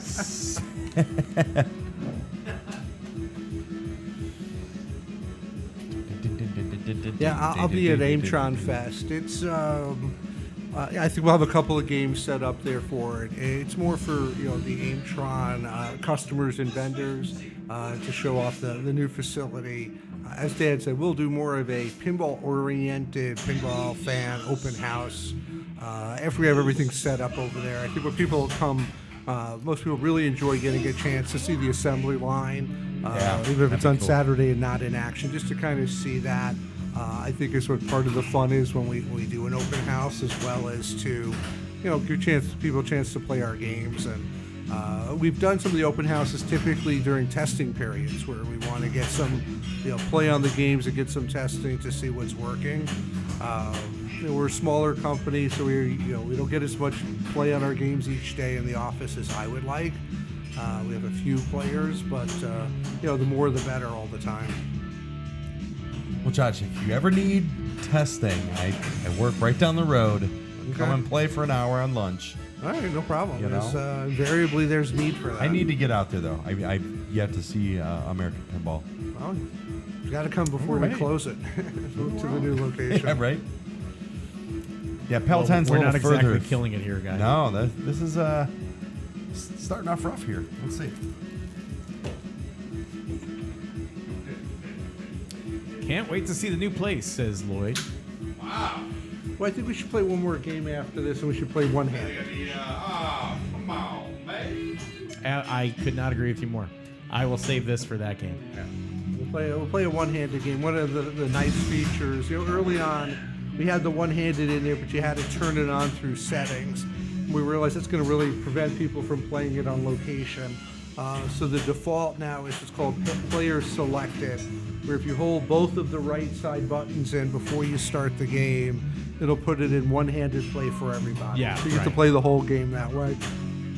And I love that mode because if I haven't convinced myself that I'm so piss poor two-handed, I can absolutely convince myself of it with one hand. But sometimes I play better one-handed. Well, the Stein Race mode, Yeah. people shy away from it, but it's actually, especially in this release, we've beefed up the scoring on it. So Okay. it's a Good to know. it's a high risk, high reward mode, but the reward is there for it. You get a long ball save at the beginning, you get a ball save at the end. Perfect. And interesting, I was playing in a tournament or league event, and somebody kept going for that Stein, that boost them more so because of the tilt warnings. The Stein also gives them tilt warnings. Okay. And this was a violent player, so he wanted those extra tilt warnings. But I give him credit, he then went for it, and with 3 Steins, it was an incredibly lucrative mode. Oh, And he interesting. played through it, and he crushed it, and he ended up winning because Wow. 3 Steins on that mode, and Dang. if you're careful and you don't drain, even if he, at that point, by the time he would have drained, he would have already crushed everybody else. Awesome. Need more pins. Says Studio C for cooler. Yeah, we went over that, but he's like cooler and Cromwell. Yeah, cooler Cromwell. C squared. C squared? Kind of like that. A little C squared. Little C squared.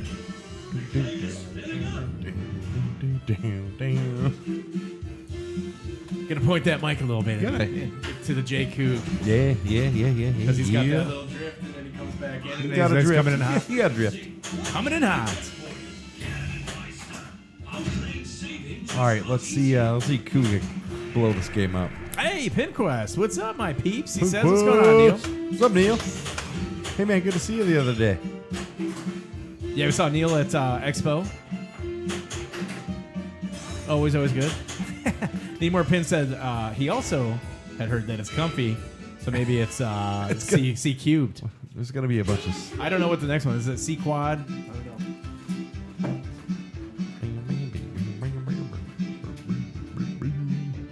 Oh, hey, welcome back. Yeah, wasn't gone long.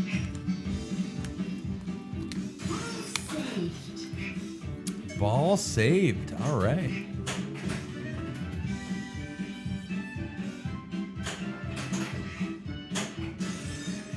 gosh. Dude, it's the walk of shame. It's the walk of shame. This game is schooling me. No steps in. Schooling me a little bit. So when you're playing one-handed mode, Josh, the flipper buttons, like your typical flipper position, that button 1 is your right flipper, and then the bottom one is the left? Correct. So we keep some people feel it should be sort of the other way. Yes, I always think it's reversed. But to me, it's your normal flipper is still your normal flipper finger. Okay. And it's the other becomes the other side. I find it helps a little bit early on to kind of keep that flipper up a little bit. Okay. As a sort of helps to remind me of it. I also think it's important to put your hand like on top of the game or something so you're not confuse yourself. I'm always thinking like the top button should be the far left because it's close. I don't know. No. But it messes me up. It's like I'm playing one-handed and I'm playing reverse flippers. So it's like I am so out of touch with what's going on. The other reason for that too is if you do it the other way, it makes it a little too easy for somebody to just play with both hands on one side of the game. That's where true. It's a little bit harder to do that with it on the lower. I've still seen people do it, but to me that's wimping out. You gotta do it. It's just play wimping out. one-handed. Good times. The idea is you're supposed to be holding a beer in your other hand. And we will be holding beers. Might have to hold a couple IPAs from a cooler that came out of Michigan recently. Ooh. Hey. Hey. Are they Michigan IPAs or are they just? It's a Michigan brewery. Yeah, they're from Michigan. What's a Michigan? What's the Bell? No, Bell's is in Michigan. Where's Odell? Is that Colorado?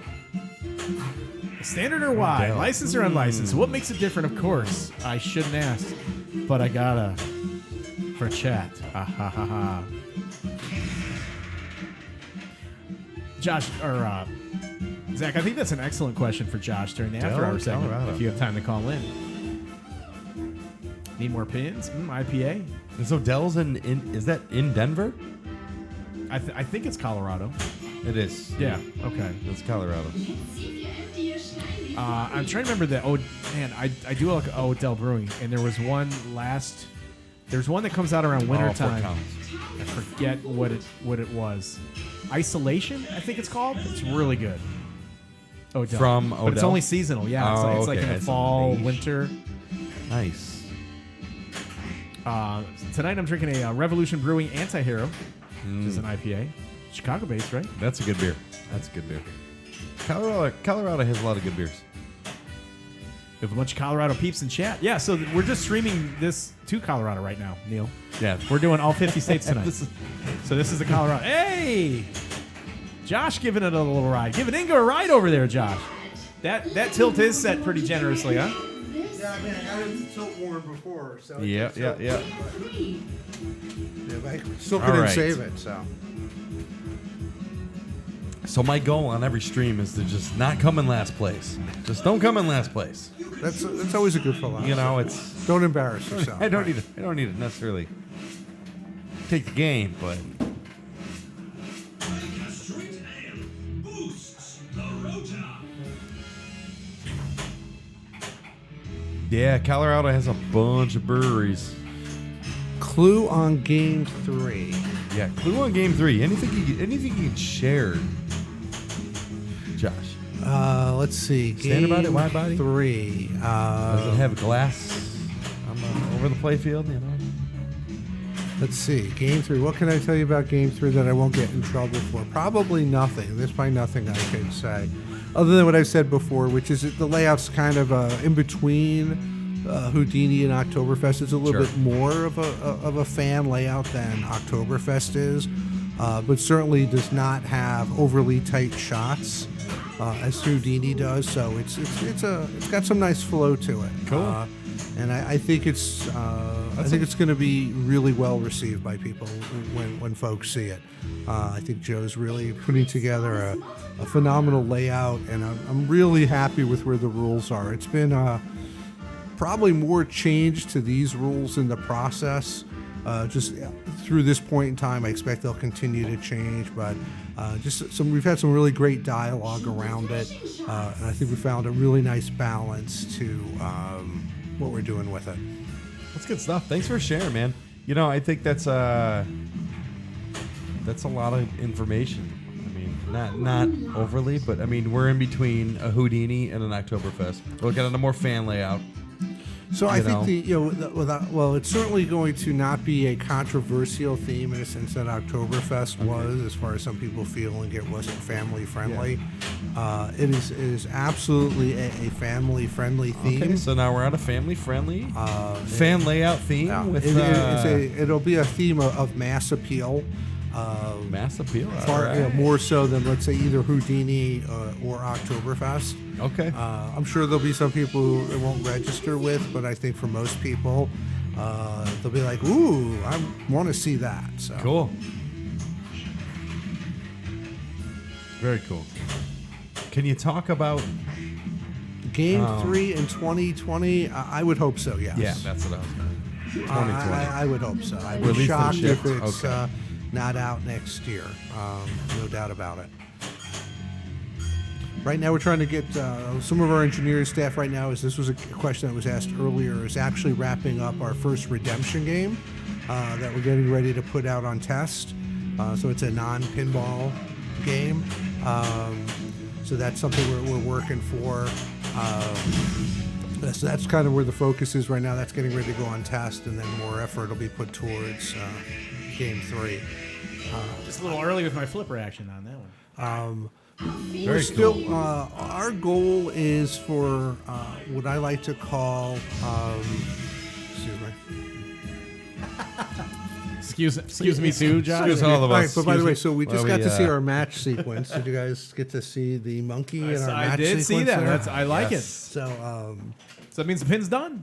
exactly. done. Right. When you see the match sequence, you know at least we're getting close. And of course, I'll probably screw that up in the next game. We'll have it in the first release because There you go. because we'd like to get that in there sooner. But it's also it's sort of the last thing you see, and it was a great way to get them. I knew I wanted to try and get the monkey in there again. Yeah. So that came together very nicely for us. Are we going to go one-handed mode and then a quick after hours? And then so let's do one hand. we'll break this puppy down. So to do that, you have to hold down the extra button, right? If you hold in both of the right buttons, before you start the game, a message will come up on screen and it'll tell us one-handed play. All right, let's see how this works. Got it, Ken? So our goal is to do timeless themes. Houdini's timeless. Oktoberfest is timeless. So anything you see us do, I think will fit into that category. I don't think there's any doubt we will do licensed themes at some point. The challenge with a licensed theme, and I've talked about this before, is you lose control over your timeline, because now you have a licensor who's going to want to approve everything you do. They're going to want to look at everything you do. So all of a sudden, things can take much longer than you think. And anyone who's followed the industry has seen this with games that you think are supposed to be the next game coming from a company, and then it's 6 months or a year or 2 years before it comes out because of those types of issues. And until we start having multiple games, in progress, it's a little trickier for us to do licensed themes. But there's no doubt you will see licensed themes from us in the future. Oh. Yeah, that was fun. I really like that. Yeah, playing like you play two-handed, Ken. I got cocky and I took a sip. All right, Josh. Bring your drink up. Okay. Let's see. You better fill your drink up, and then you can't just bring Fill an your empty drink. cup up. Bring your drink. Still, like the flipper buttons seem like they should be reversed to me. So is it the top? Yes, that is true. Top is right and bottom's. Yes, it seems like top should be left to me and bottom should be right. Yeah. I wish there was a way in the settings you could change that. But it makes it extra. But you know what I did is I contorted my fingers Did you go like this? like this, and I was playing this way, but then I got carpal tunnel instantly. I'm like, oh, I'm not gonna do that. That hurts. All right, just told the wife about LTD, and she's in charge of our weekend, so it's happening. Don't panic, flip. Sweet.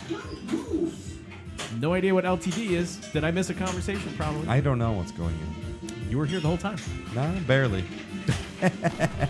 Hey, East. Okay, this is where I messed it up. Thank you for the 100 bits. It You was know- East Tennessee 4-67, but I was corrected on this. It's like Eaton Friday 67. It's something different. It's not East Tennessee 467. From Ryan. Right, but it's what's his name? I don't know what his call tag is. No. I'm like attention forward 67. I mess Something this up every Ford time. 1967 is I'm guessing. No, but it's not. What's an ETN? Eaten fried Eaten 67 fried eggs. All right, I need the phonetic know, spelling of man. the name. But thank you for the 100 bits. Ryan, I shoot do us this the every text. single We week. I don't know. Top is I just know always the that's right Ryan. flipper, so you can't change it. Right now, I know that, but if I'm playing with two flippers, We know that. I feel like the top should be left and the bottom should be right. All right. Oh god. Live in the Dream Brewery. So you know what it was? It was Odell Isolation Ale. Was Eaton like the Ford. season. Eaton Ford. Okay, that's it. Eaton Ford, not Eastern Tennessee Ford 67. Fried eggs and Ford. Right. All right. Was that Wiener Dan there at the one point tonight? Was that Wiener? Was that Wiener Dog there at one point tonight? I think that might be a good new nickname for Dan. Wiener Dan. Oh, Wiener. The world's That's what he strongest wiener. That's what he gets for leaving early. It is funny when you come up with lines for the thing that the line about the wiener dog looks scared to go down, how that resonates with people. I for missed some the call out reason. though. It's different now. Yeah, no, it's still there. Is it? Okay. Yeah, there's just multiple we call-outs? added hundreds of call outs in this Okay, release, okay. so there's just a lot more variety. So you won't hear them all as frequently. So you get a little more Okay. variety. Okay. Well, no. Neil, you said Wiener Dan, and I was just talking about Wiener Dogs, so that's why I was Does trying to your, figure out what's going on there. But Dan did pull a Bill Webb, and he got out like Trout. He did Pretty early a I didn't little know Dan was leaving that. I was kind of taken back. Well, he did say the longest drive, but Woodridge is like 30 minutes. Woodridge. Plus, Come it is, on. plus there's no traffic at this hour. It's like No, the one time it's of like day there's no 15 traffic minutes. in Chicago. No traffic? Like 8 minutes. Of course, I'm missing Monday Night Football because usually I'd be watching multiple things at a time. Oh, I can't well, we watch could throw it multiple on. things. We could throw it on. Anybody know the score of the game? I know there's a few of you out there watching both. Oh, the Hoodridge. Oh, Zach used to live out in Naperville, so I don't know. Maybe they had a little, had some Hoodridge going experiences on there. over there. You're not going to ride the bumper cars, are you? Oh man. All right, I like the one-handed mode. Oh, little center post save for Ken there. He's doing pretty good here with the one Okay, so hand. your ball capture on the top. Your magnet. Does that still work with your? It would be your. It's now the left flipper will do the magnet. Oh, The that's left why. flipper Because button. I was like, oh, the magnet. No. Yeah, that's the opposite. So you actually, but you have a beer in your hand. Right. So you're right. gonna smash your beer against the cabinet. Right. Most Save people- that ball with a magnet. Right. At this point, you're probably not worrying too much about the magnet. I was worried but, about it. I wanted a magnet save. Zach refusing to actually admit he was in Woodbridge, right? He was a Naperville Oh. guy. Yeah. Ooh, that Naperville area. So, just better known. I couldn't have told you where Woodbridge was either. Until he said, "Oh, near Naperville." Okay, now I know where it is. Actually, I think I'm mixed up with my Woodridge and another town here locally. I hit the wrong flipper.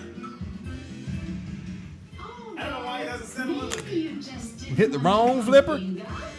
So I'm trying to hit that That magnet. ball was lined up to hit that right flipper. I'm trying to hit that magnet. And I just hit the left one up. I zigged when I should have zagged. Oh, you zigged and zagged? Nah. Good So I'm time. trying to magnet save, and I'm like hitting the one. I think the lower Oh. flipper would be the magnet. I forgot to set my fantasy lineup tonight for football. I hope I don't have anybody that's going when they shouldn't be going. You know what? What would Inga do? F the Bears. F the fantasy. It was pinball night Yeah, it was pretty bad. because we suck in both. I did.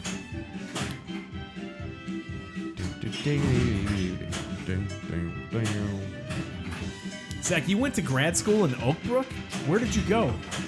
Hey, where did I miss this? My wife went to Midwestern for pharmacy school.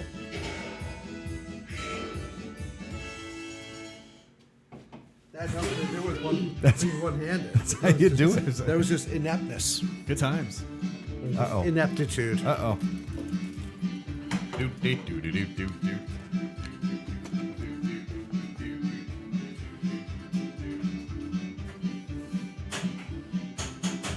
That's right. We did discuss this. Thought I was having a flashback there, Zach, so my apologies.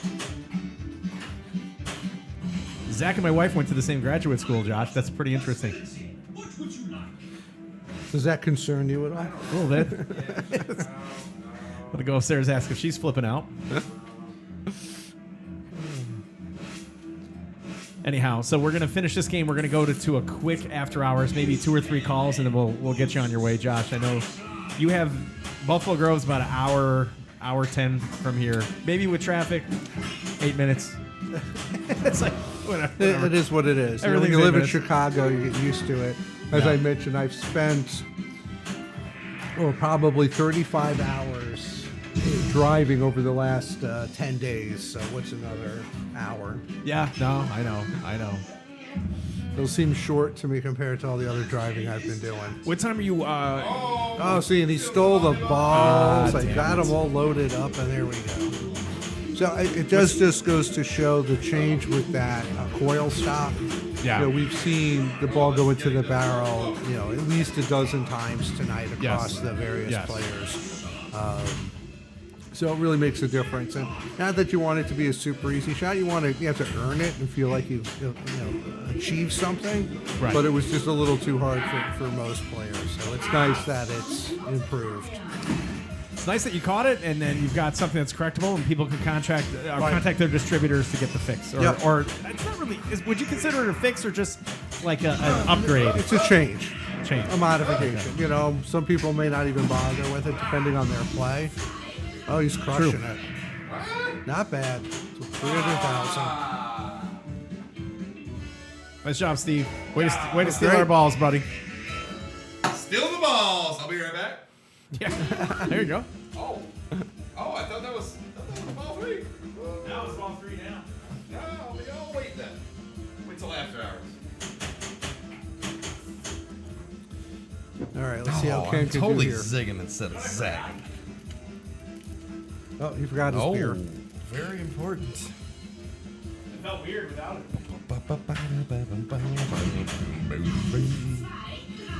That's fun. Multi-ball really messes you up, though. Yeah. That's when it's like, oh, Right. no. A little more That's when you challenge. just kind of just want to double flip. Especially if you want to learn, if you're somebody who likes to hold the balls on the flipper, makes that Exactly. Yeah. either really beneficial or really It starts to get challenging. really confusing. We were doing a stream one time, or Nice. Head to Head. Marty from Head to Head was doing a stream of Oktoberfest, and I got him to play a one-handed game back when you had to go into settings, and he played for like 25, 30 minutes one-handed. the And I had to best- keep the best reminding ball of all people. night. I had to keep reminding people. By the way, he's playing Sure. one-handed because Sure. he wouldn't have realized that he had gotten such a comfortable with it. It's hard to nudge with one hand too. It is. And it's hard to use that magnet. I just threw out my shoulder. Ow. Oh well.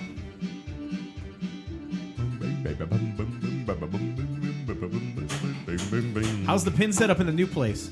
So we're in the same place, just a different location. So right now,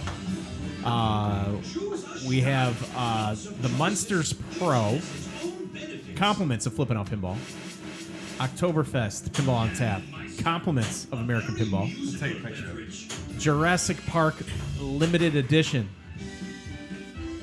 compliments of Flippin' Out Pinball, Lord of the Rings, compliments of Steve Beatty, Ladder. Star Wars The Pin, compliments of Flippin' Out Pinball, Monkey House. Broken Roached Ass Meteor, Broken roach ass compliments of what has two thumbs. Ken guy. Cromwell. Yes, right. So when I finish Soon this, to be. when I finish this garage, Soon to be. yeah, Atomic Cherry. Your Cherry Atomic? Cherry Atomic, nicely done. I can tell you're following the project. I am. Yeah. Yeah, I got the word. Once I get the game room or the studio set up, I'll start adding back to the collection. Yep. So, we're gonna go. Yep. Oh. Player 3. All right. Good times, good You times. guys like any more balls I can steal? Yeah, so flipping And on I think pinball. the barrel is empty. How many pins do you have at home again, Josh? You've got like 8 or 9 or something. Right? 13, 14, Yeah, that's something like pretty that.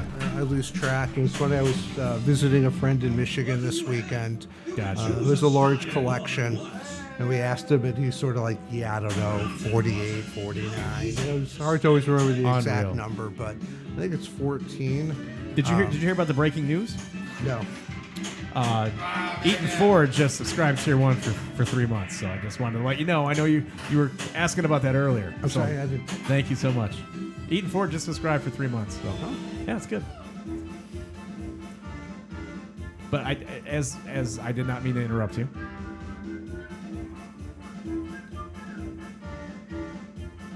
Whenever somebody subs or throws bits, we like to give them a special Absolutely. call out. Right. And, goes back into the little pinball action here, so it's always fun.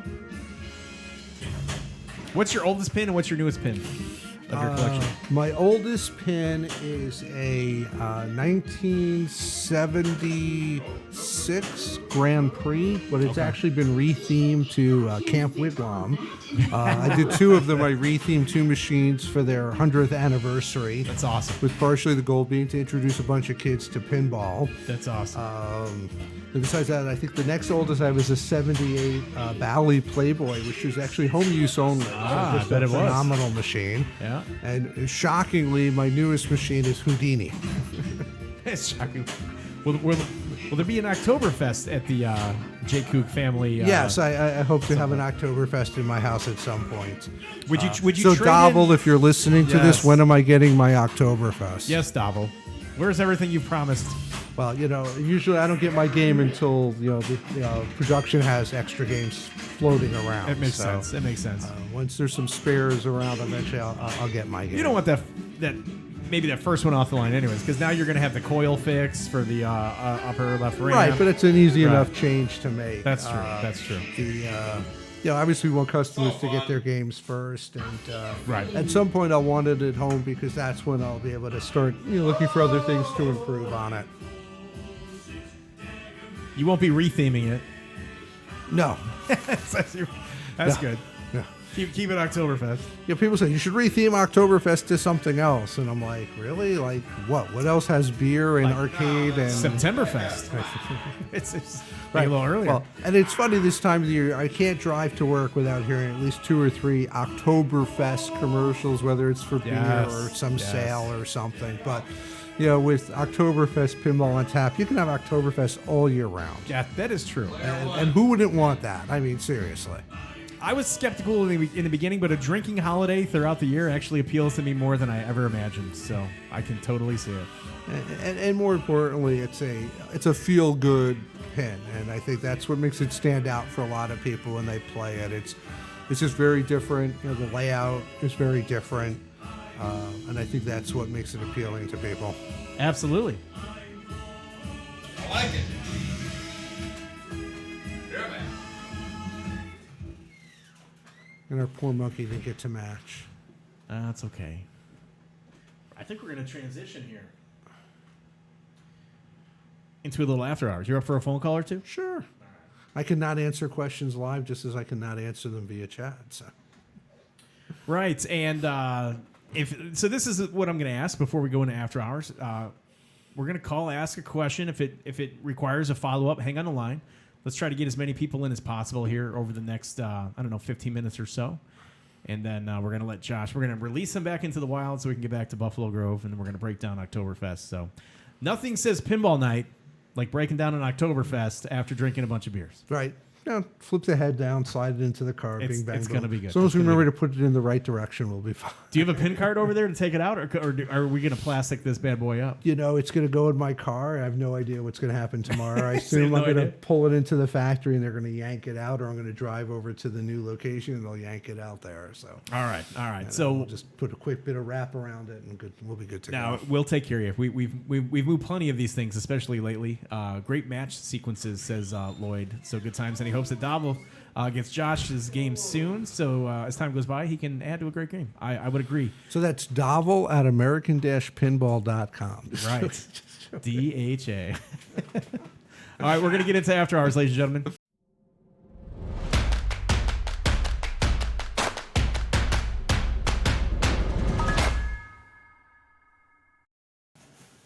And for those of you new to After Hours, you can call in. You can ask Josh anything, but he can't answer everything.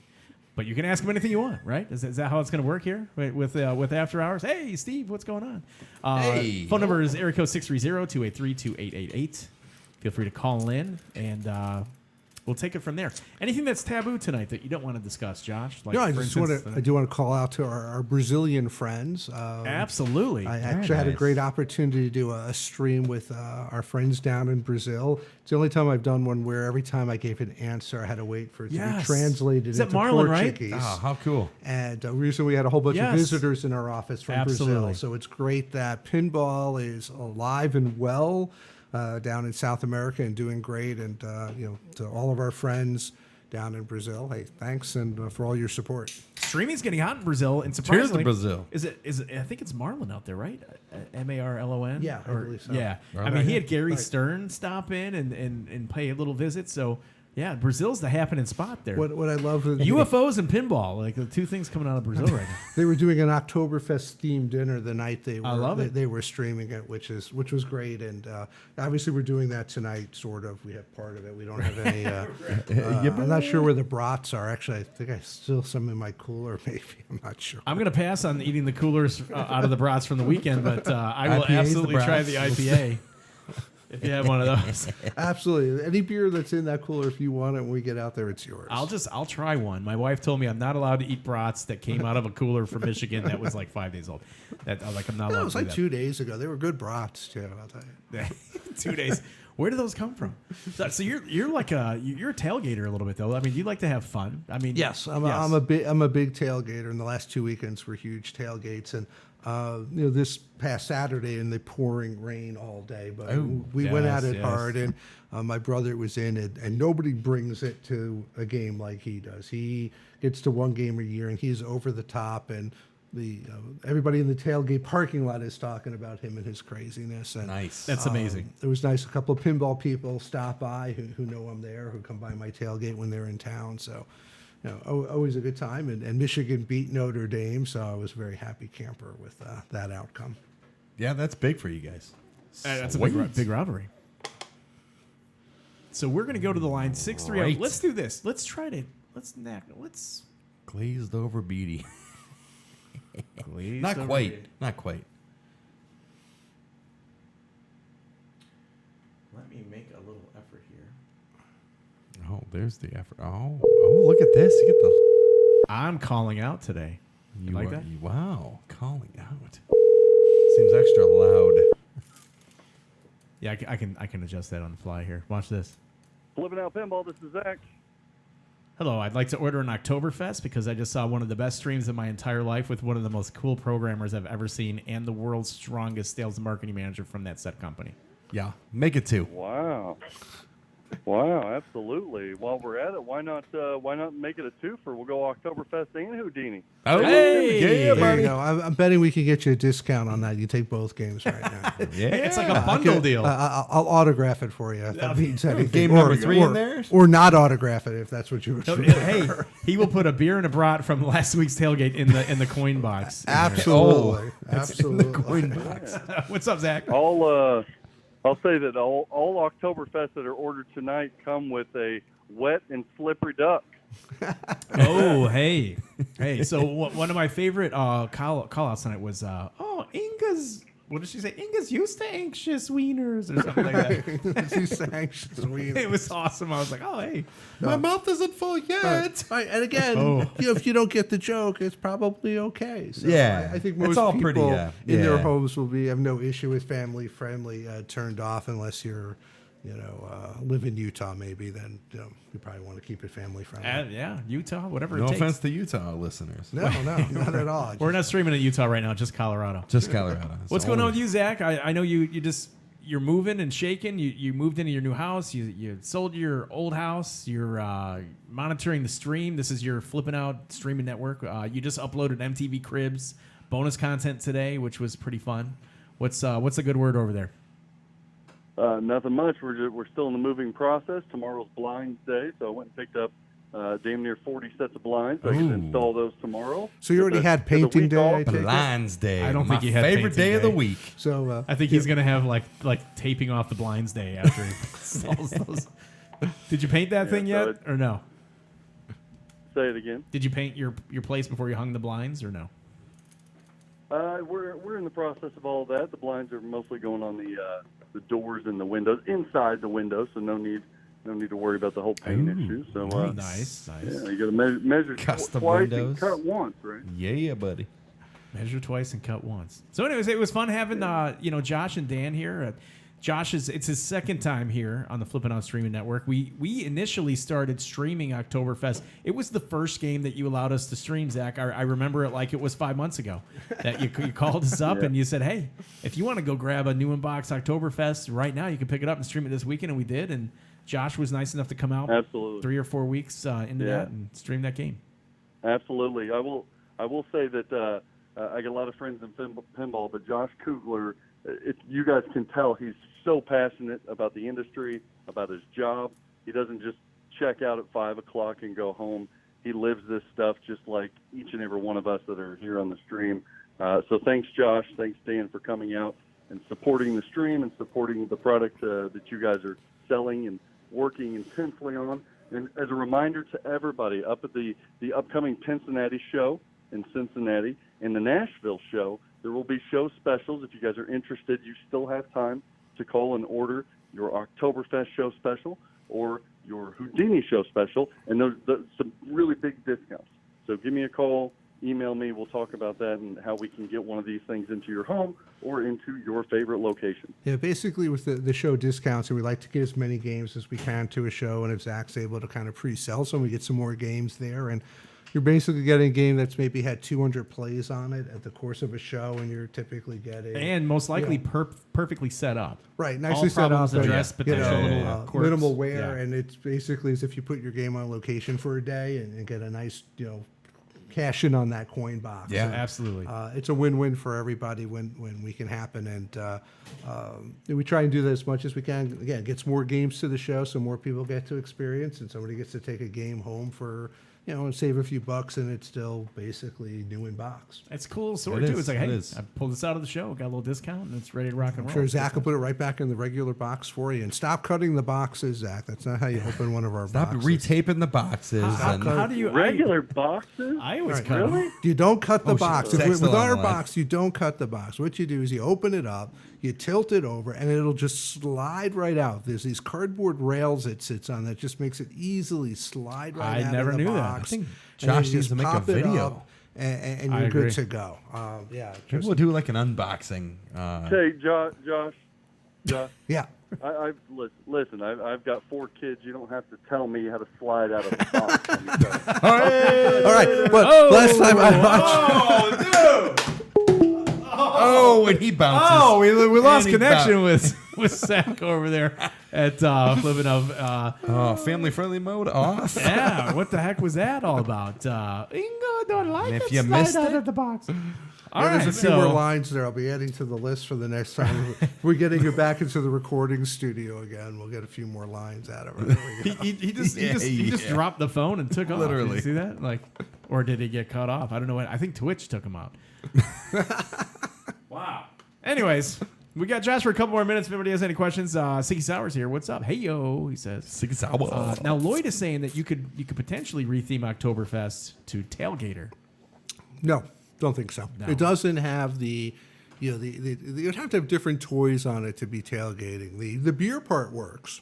Yeah. But the amusement rides and the roller coaster does, and there would have to be something different. Sure. You could take have like a grill. take that out and put like a cooler. rotisserie in there. Right. A Grill, smoker. cooler, smoker. Right, Yeah. and typically you tailgate for football, so you'd get a football. you already got the thing, you know. keg. That's good. My Keg tapper. one of my custom games I did, the Kugler family pin features football, Yes. so that tailgating could have gone Yes, it well does. with that mode because it Yep, does yep, have yep. it does have a football mode in it. Oh, there you go. So you're not going to retheme Oktoberfest to Tailgater. No, we've thrown it. Early on we were working on Oktoberfest. You always throw out different potential theme ideas, and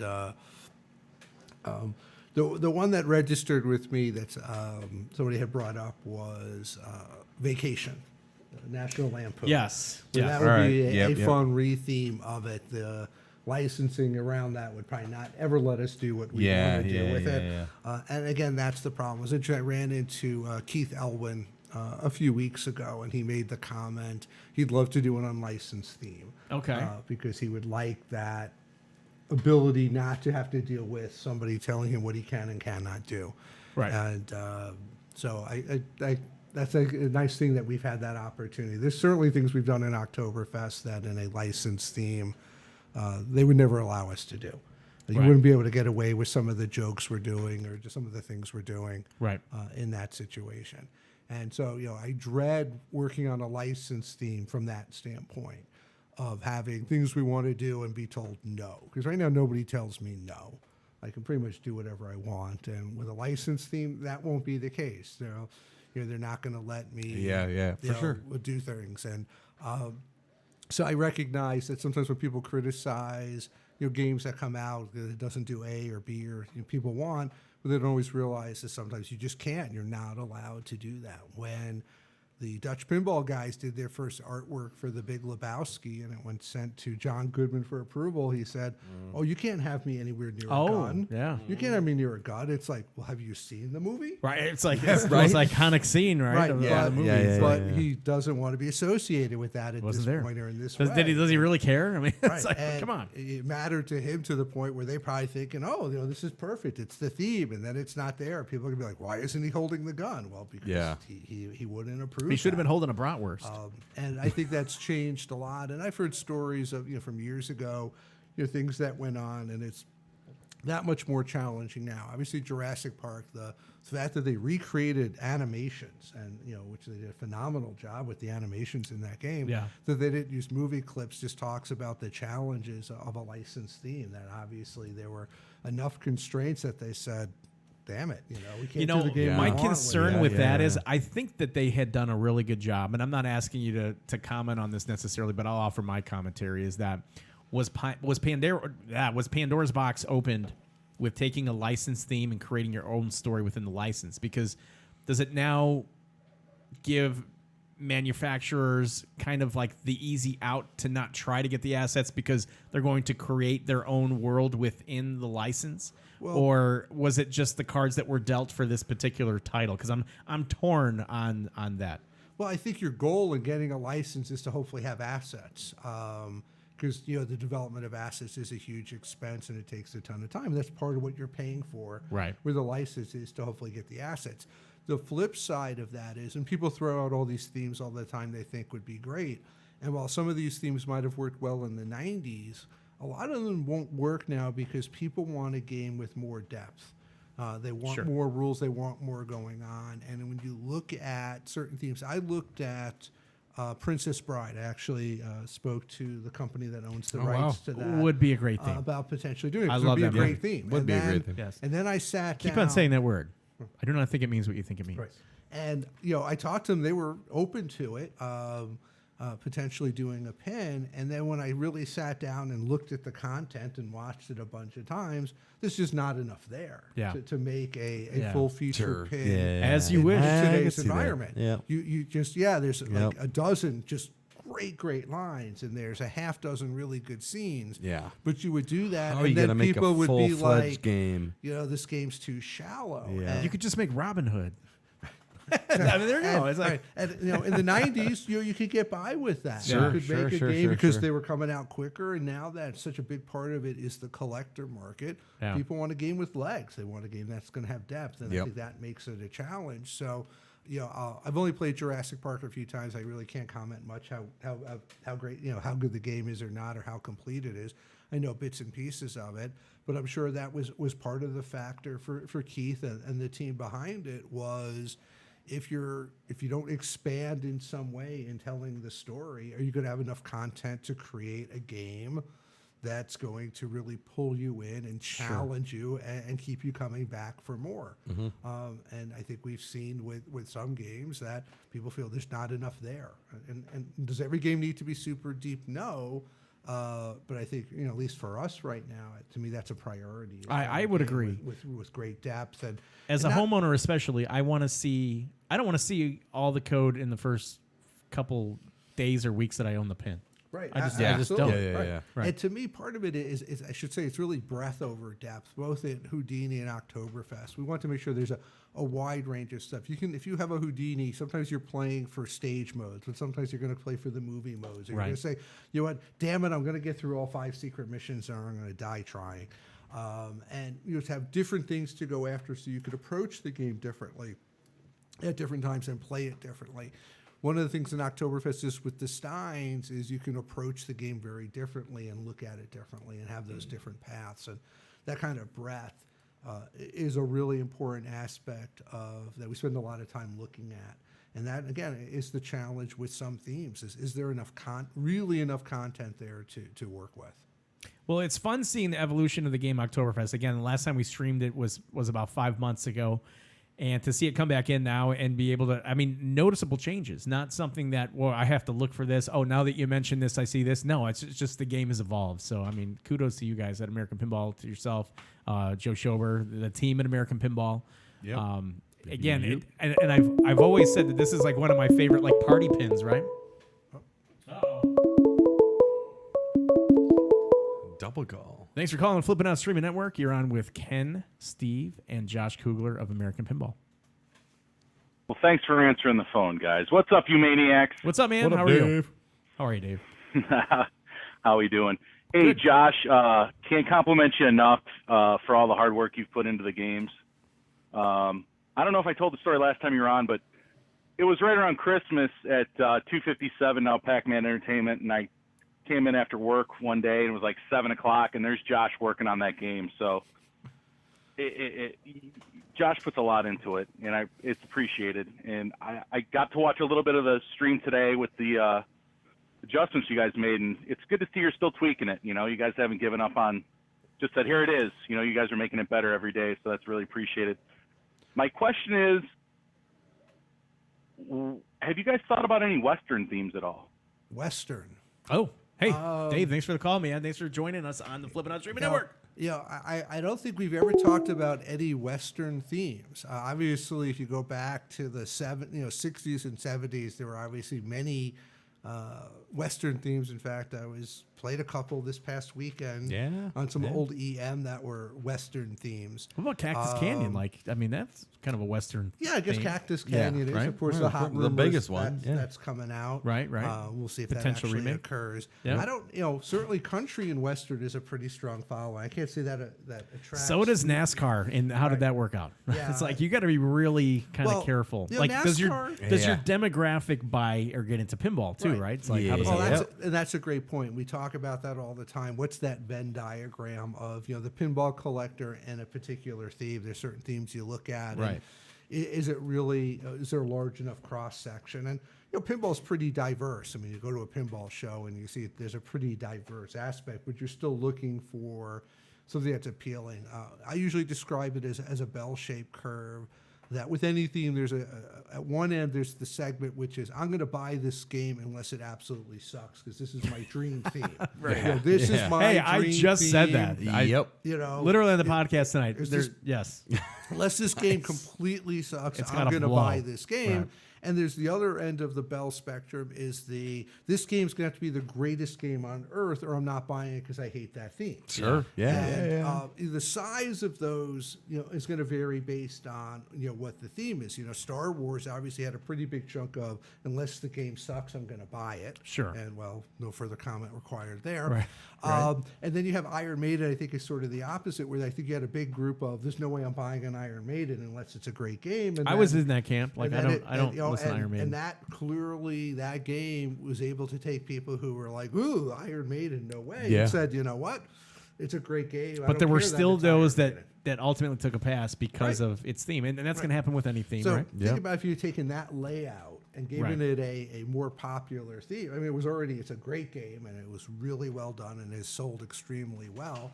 But it's sort of that interesting challenge with the game. And then there's that chunk in the middle, which is where most of us reside, and it's based on do I like the theme? Do I not hate the theme, but do I like the gameplay and what it has to offer? Right. I think Houdini's a theme where there were some people it was a must-have because they're magic people. Yeah. But you didn't have a lot of people which was like, no way do I want Houdini. And then it was really about whether or not you like a challenging machine or not. And some people don't like the challenge of Houdini, and some people love that and want that in their home because they know it's going to keep challenging them for a long time to come.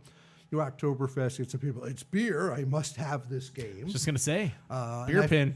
Cheers. Yeah, I've met many Kills people everybody. who were like, I was buying this game no matter what, and they were like, thank God it's a good game and I like it. Yeah, right. Yeah. But you certainly had a segment which is it's a beer theme, so there's no way I'm buying it. I get it. Yeah. So Western theme for American Pinball. I don't think it's not one we've talked about, but you never know. Thanks for joining us on the Flippin' On Streaming Network with Ken, Steve, and Josh Kugler of American Pinball. Good evening, Americans. Hello, Aussies. Hello. What's up, mate? Dr. John. How are you, bud? Thanks for the stream. Hey, Great work. can I give a quick shout out because you're calling from Australia, and our buddy Rorden literally pulled into McDonald's to suck up their Wi-Fi in the morning to try to watch the stream. So I wanted to say hi to Rorden. Sorry, Dr. John. Go ahead. I love when he does that. Just saw that. Right. Our ambassador is home. Yes, he is. No, I had the pleasure of spending Saturday evening with Darvel over here in Melbourne. He came out for the not Flippin' Out, but the Flip Out pinball show that we had. It was a pleasure spending time with him. He was very nice chap, very receptive. Basically said, right, sit down with me and tell me everything you hate about Oktoberfest. And I got that list today. Fortunately, it was a relatively short meeting. But Yeah, so I was going to say that those three lines What? couldn't hit the upper left ramp with the old flipper coil. that was certainly the ramp was feedback we got from Yes, it down was. under, and I was a little annoyed because there was just not a good plan with Davel leaving because he didn't take the latest code with him. Oh, yeah. To the show, and he didn't take a new coil stop with him to put on the game. Other than that, pretty efficient trip by Davel over there. So I'm giving Davel a thumbs down for his planning on that. Thumbs down. Unfortunately, it was like right after Expo, and it was like I love boom, Davel, though. He was gone, and Right. it was like before he was gone, he was like, "Where's No. Davel?" And he showed up with the Houdini, Like, and he it already wasn't even left. Oktoberfest. Like he It's already like- left. Like we didn't give him stuff to take. So Good times. Good times. He he was very, very nice chap. One thing we did discuss with him, and I'd be interested in you from a coding perspective, is it possible to put too much in a game? I love all of Joe Bolch's designs.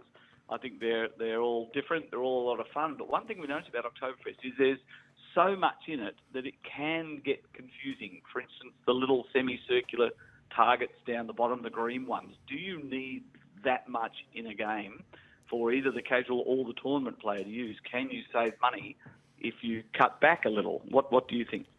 well, I think every game you have to find the right balance, and there's no doubt you could put too much into a game. I think that's certainly possible, and I think that's both true of in the layout and in the rules. I think even in Houdini, that we probably put maybe a little too much in there. We probably could have reduced things. A couple of things I would do differently on that game. Oktoberfest, there's probably less that I look back on and would like to have done differently. I happen to love what Joe did with those targets, and we really try to leverage that into the game because it is something very different.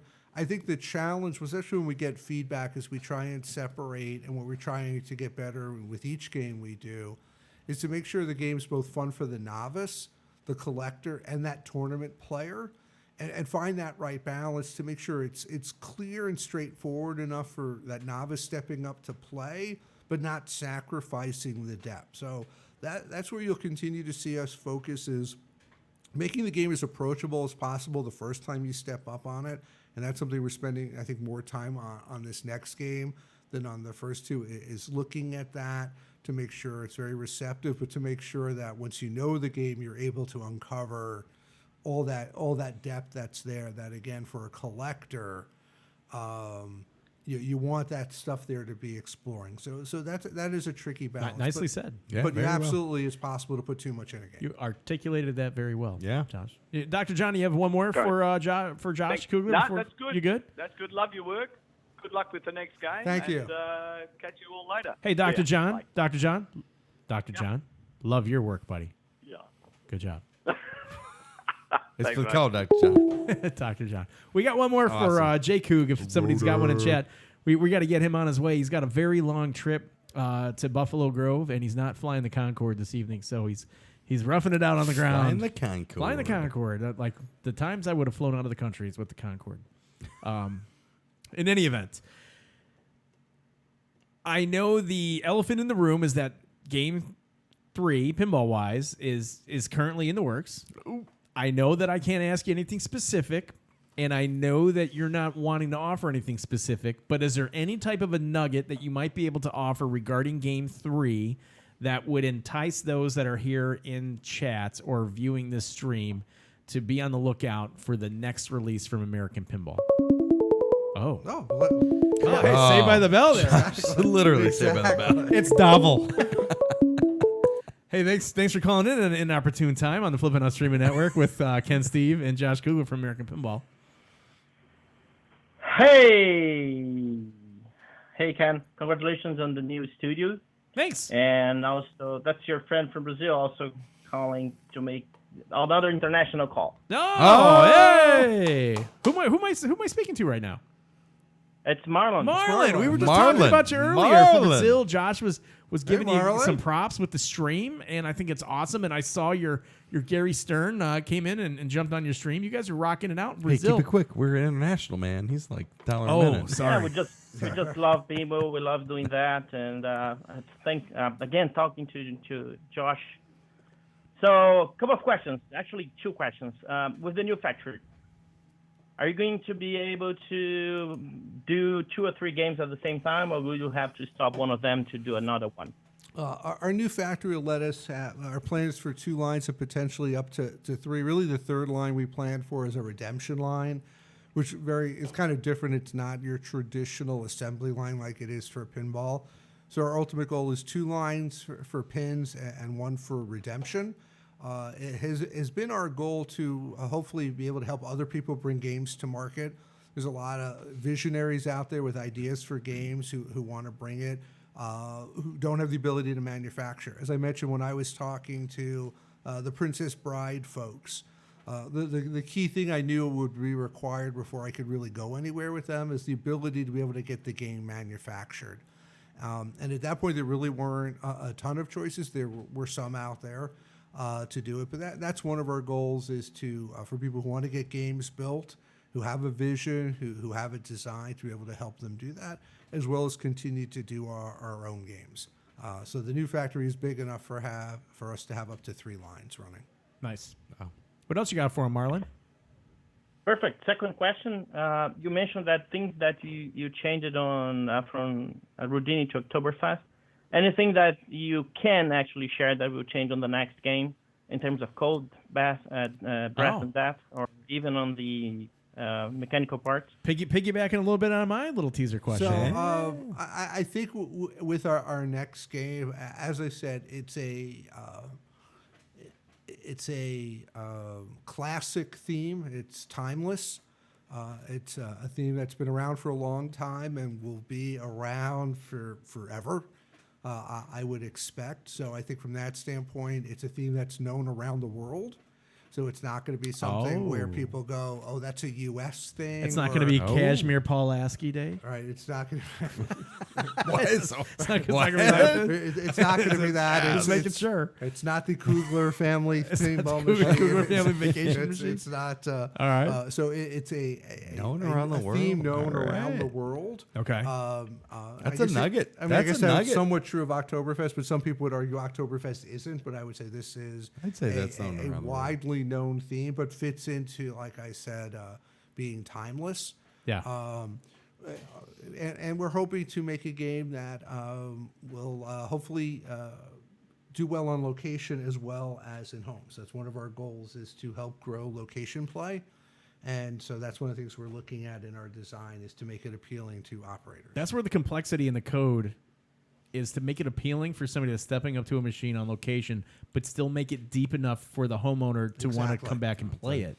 So exactly. it's finesse. Do you ever see, and Marlon, hang the line for 1 second if you don't mind. Do you ever see a setting that you could put in a pinball machine that's location play for maybe easy progressive code and home edition where it's maybe a little more deep that would allow the homeowner to see something without having to try to do it on location? I mean, is that a possibility? I know it's probably two separate rule sets, which doubles up your work.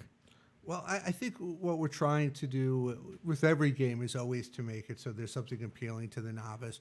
Where I don't think we did as good a job as we could have, for example, on Houdini, is it's not always obvious to people what to do. Part of that is the stage modes are tracked on the screen. On the screen, there are inserts that kind of indicate that. Right. We have the chain links that track your progress, but we didn't do a great job of labeling those. So when you first walk up to the game, it's not necessarily obvious to you what to do.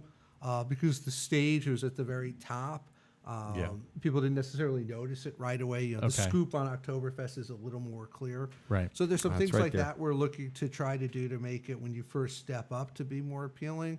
And you still also want we want games too where you can get to a sense of accomplishment and get far enough into the game in a reasonable way as well.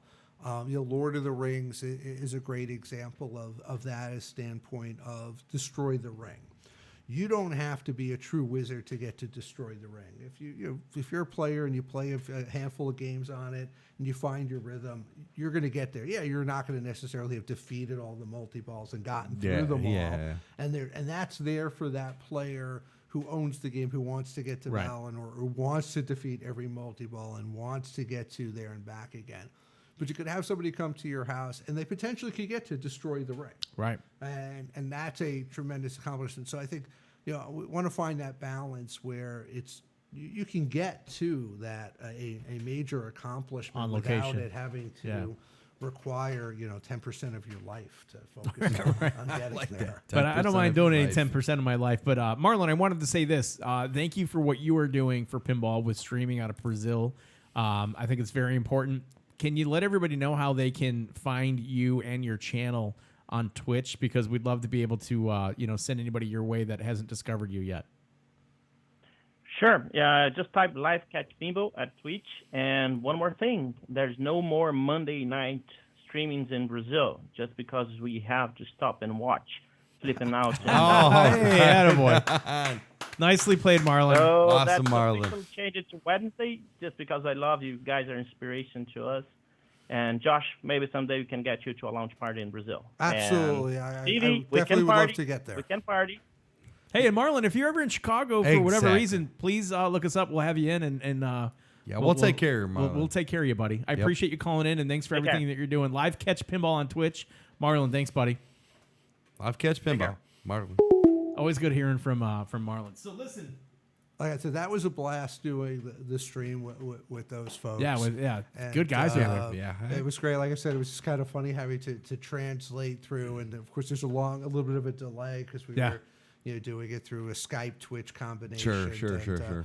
But it was a lot of fun, and it was great to see the excitement down there for Oktoberfest, which does go to show, while some people go, oh, it's a German theme or whatever. It's not. Oktoberfest is celebrated everywhere, and everybody appreciates Nothing beer says and Brazil good like a pinball. German-themed Oktoberfest pinball machine. They're loving it. The game's awesome. done really well down there. It's good times. World renowned. We've shipped a lot of Oktoberfest to Brazil. I think we've probably shipped as many there as we have to Germany at this point. That's perfect. That's it's perfect. done really well. The game's been very popular. Let's say that those Brazilians know how to party. They do know how to party. Yes, they do. So I think all three of us would fit very well down there. And anybody down in Australia who's looking for an Oktoberfest, I know that Mr. Pinball down there is preparing to get another container. Oh, okay, good. Nice. Of Oktoberfest games. So there's a limited number per container. Yep. And pretty much we always do a container at a time down there. So anybody who's listening from down under, get with Wayne before he, because I'm not sure how many he has left in the container that he's getting ready to have shipped out to him. So, and for anybody that's looking for an Oktoberfest up top, Zach of Flipping Out Pinball.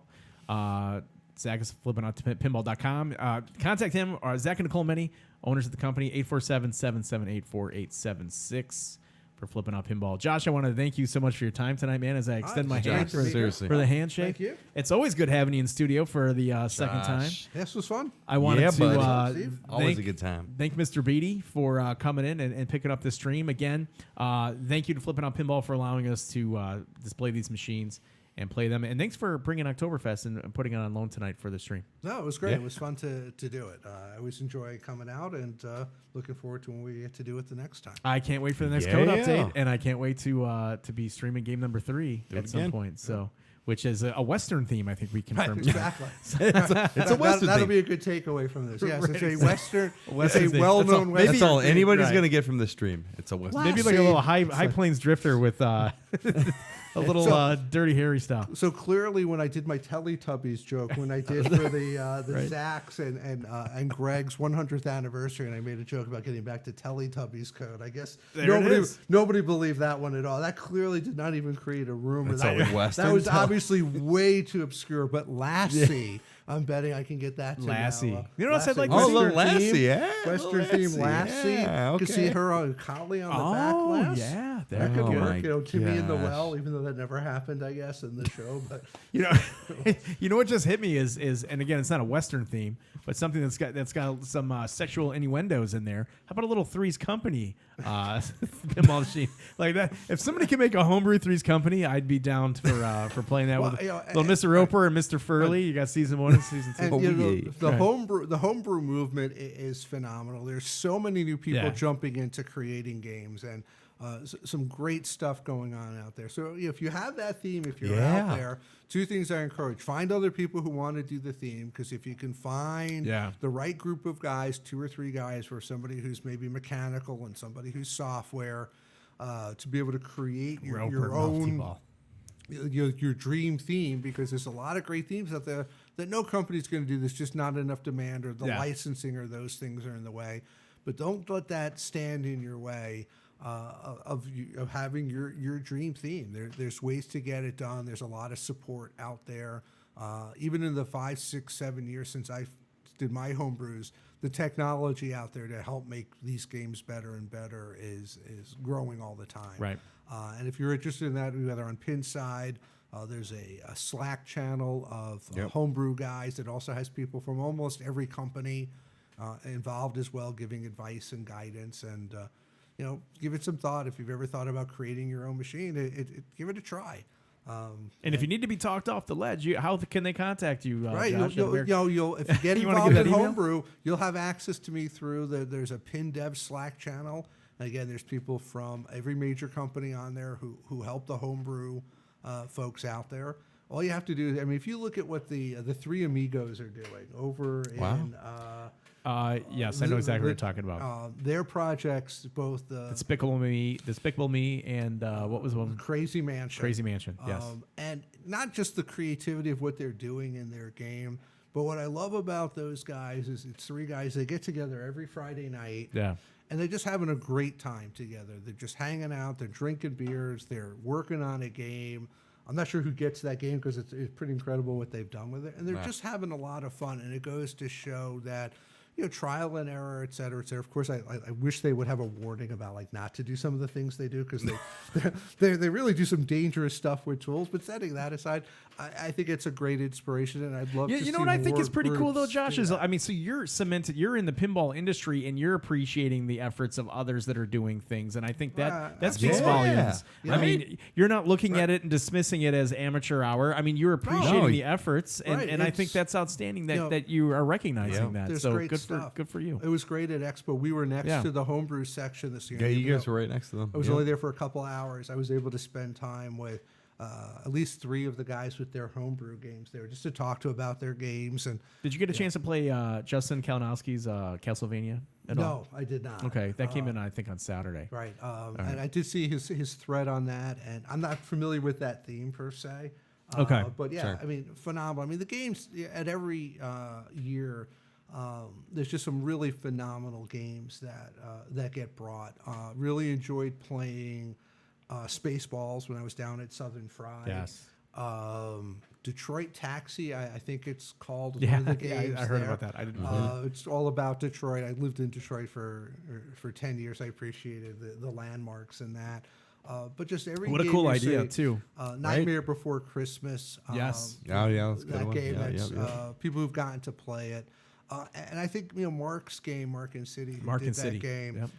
He's been working on that for 5 or 6 years now. I've watched its evolution as he's gone through a couple of iterations of it, and just kept plugging away at it. And it's a phenomenal game, and it was a theme he felt very attached to. Nobody else was probably ever going to make that game. And he Sure, did. yeah. And it's great. And again, so people were Who interested. knows? Maybe you see it on one of those lines at American Pinball down the road. You, very well you never might know, be. right? Never Right, know. you work through the licensing. There's some tumbleweeds in there. But you know what? You don't need you're to good. work through the licensing issues necessarily, because we saw Keith Elwin and his brothers Archer Pin that still was picked up by a pinball manufacturer Yep. and was just Right. offered to a theme that was a license that they had carried. So if that layout makes sense, and layout even though makes sense. it's not Nightmare Before Christmas, it can be something else. Right, Yep, it can yep, be. yep. Right, absolutely. And Ooh, Mad Max. You have to see that Oh. value in that. And I think that's the challenge. Sometimes people create a game, then they'll come to us or somebody else thinking, oh, I've got this game, it's worth a Yeah, ton. right. Well, maybe it's not because you can't use that theme. Or one of the big eye-openers for me going from homebrew to commercial was the level of detail required in a machine. When you're doing a homebrew game, you drill a hole here, you do this. It's very much like what the Three Amigos are doing, or Right. even if you're doing it, Right. even if you're doing it more, where you're actually using a CNC and doing it. There's that next level of detail required. Every flat rail has to be shaped perfectly. Yes. When I create the flat rails for my game, you're taking metal, you're bending it over your leg, and you're adjusting the shape. You're not doing that in mass. So there's a lot of details that have to be worked out to take a game all the way through the process. And Sure. that's what most people don't recognize is that level. People like to talk about the BOM, the bill of materials. Most people don't realize the sheer quantity of items on that. Every screw, every nut, every washer, all the details behind that to actually be making a game. But when you do a homebrew game, you don't have to worry about all that stuff. You could just have fun creating your dream theme. And again, you never know. And maybe if you look at it, you've got Keith Elwood started out in homebrew. Scott Denisi started out in homebrew. Homebrew, yeah. Obviously, I got my start in homebrew. So, there's a bunch of people who have started that way and found their ways to the big leagues. So, It's not a bad so path to the go. homebrew scene is kind of like the single, double, and triple A Right, absolutely. of the major leagues of pinball. Good way to put it. You never know where companies are looking for people, and more importantly, just if you love pinball and you have a vision for a game, give it a try. Yeah, right. Maybe after a few months you give up. It happens, but you never. Or you know. just retheme an Oktoberfest the tailgate and just call it a day. There you go. And by the way, Try to sell that. to A little somebody. by the way, tailgate. and a retheme is a great way to go. One of the Couldn't one agree. of the- Couldn't one agree of the more with best, you there, Josh. best games out there is Buffy the Vampire Slayer, Yep. done by Dave Nelson and Michael Ocean. He's local too, right? Like Naperville area, right? Dave's local. Yeah, and Dave's local. And this was a great project because Dave did the physical stuff, and Michael did all the software and the content. Michael's in Boston.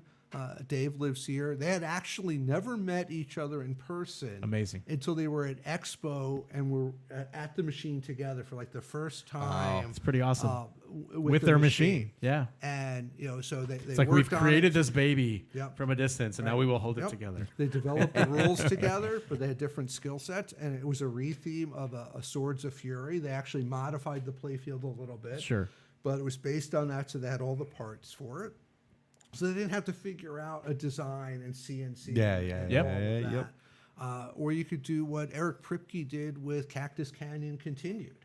Right? He took an existing game and he rewrote the rules, or actually he first recreated the rules and then expanded and completed. Right. the He had to rules. reverse engineer the original rule set and then expand on that rule set. Right. And I So- argued with Eric one time about, who was crazier, him for doing that or me for doing a game from scratch. And he thought I was crazier and I thought he was crazier.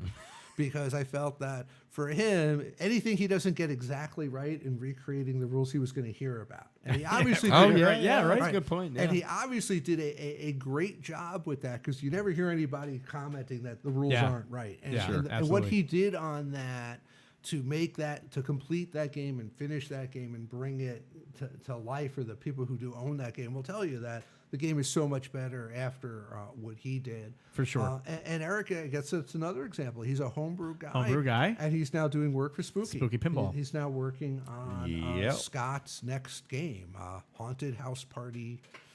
Continued. All right, Haunted House Party. It's the quickest way to the majors, seems like, to go through the homebrew. Pay your dues in homebrew's the minors. the way to go, guys. Prove yourself in the minors. They're and then scouting. Get drafted into the majors. You might get. It's certainly they're a potential path. Absolutely. Makes sense. Well, listen. Cool, guys.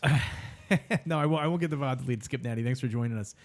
We've had Josh for a little bit longer than we anticipated tonight. Are you ready to wrap this up, Josh? Yep. You got anything else that you want to? No, I think we're good. It's Are you good? 9:30, so yeah, let's. 9:30 here. We're gonna hoof an Oktoberfest. We're gonna break down Oktoberfest again. Thanks for letting us stream it tonight. Thanks for bringing it out much. and letting us do this. And for those of you looking for an Oktoberfest, everybody, hey, cheers. Grab an Oktoberfest near you. Contact your favorite distributor or contact Zach and Nicole Menny at Flippin' Out Pinball, 847-778-4876 or Zach at flippinoutpinball.com. Forget Zach. Just contact Nicole. She's much nicer than Nicole he is pretty nice. Very approachable. She's very nice to deal with. I want to thank everybody in chat tonight. Thank you so much for all the support with the bits and with the subs. First and foremost, though, thanks for just showing up in chat and being here. Part of the community. It's always fun. Monday Night Pinballs have been a staple for us. And I cannot wait to stream another update or stream game number 3 from American Pinball, Josh. So, hey, man, thank you so much. Thank you. Good times. All right. For Bill Webb, who is no longer with us, Steve Beatty and Josh Kugler, I am Ken Cromwell. Don't forget to take some time out of your day and play some pinball. So long, everybody.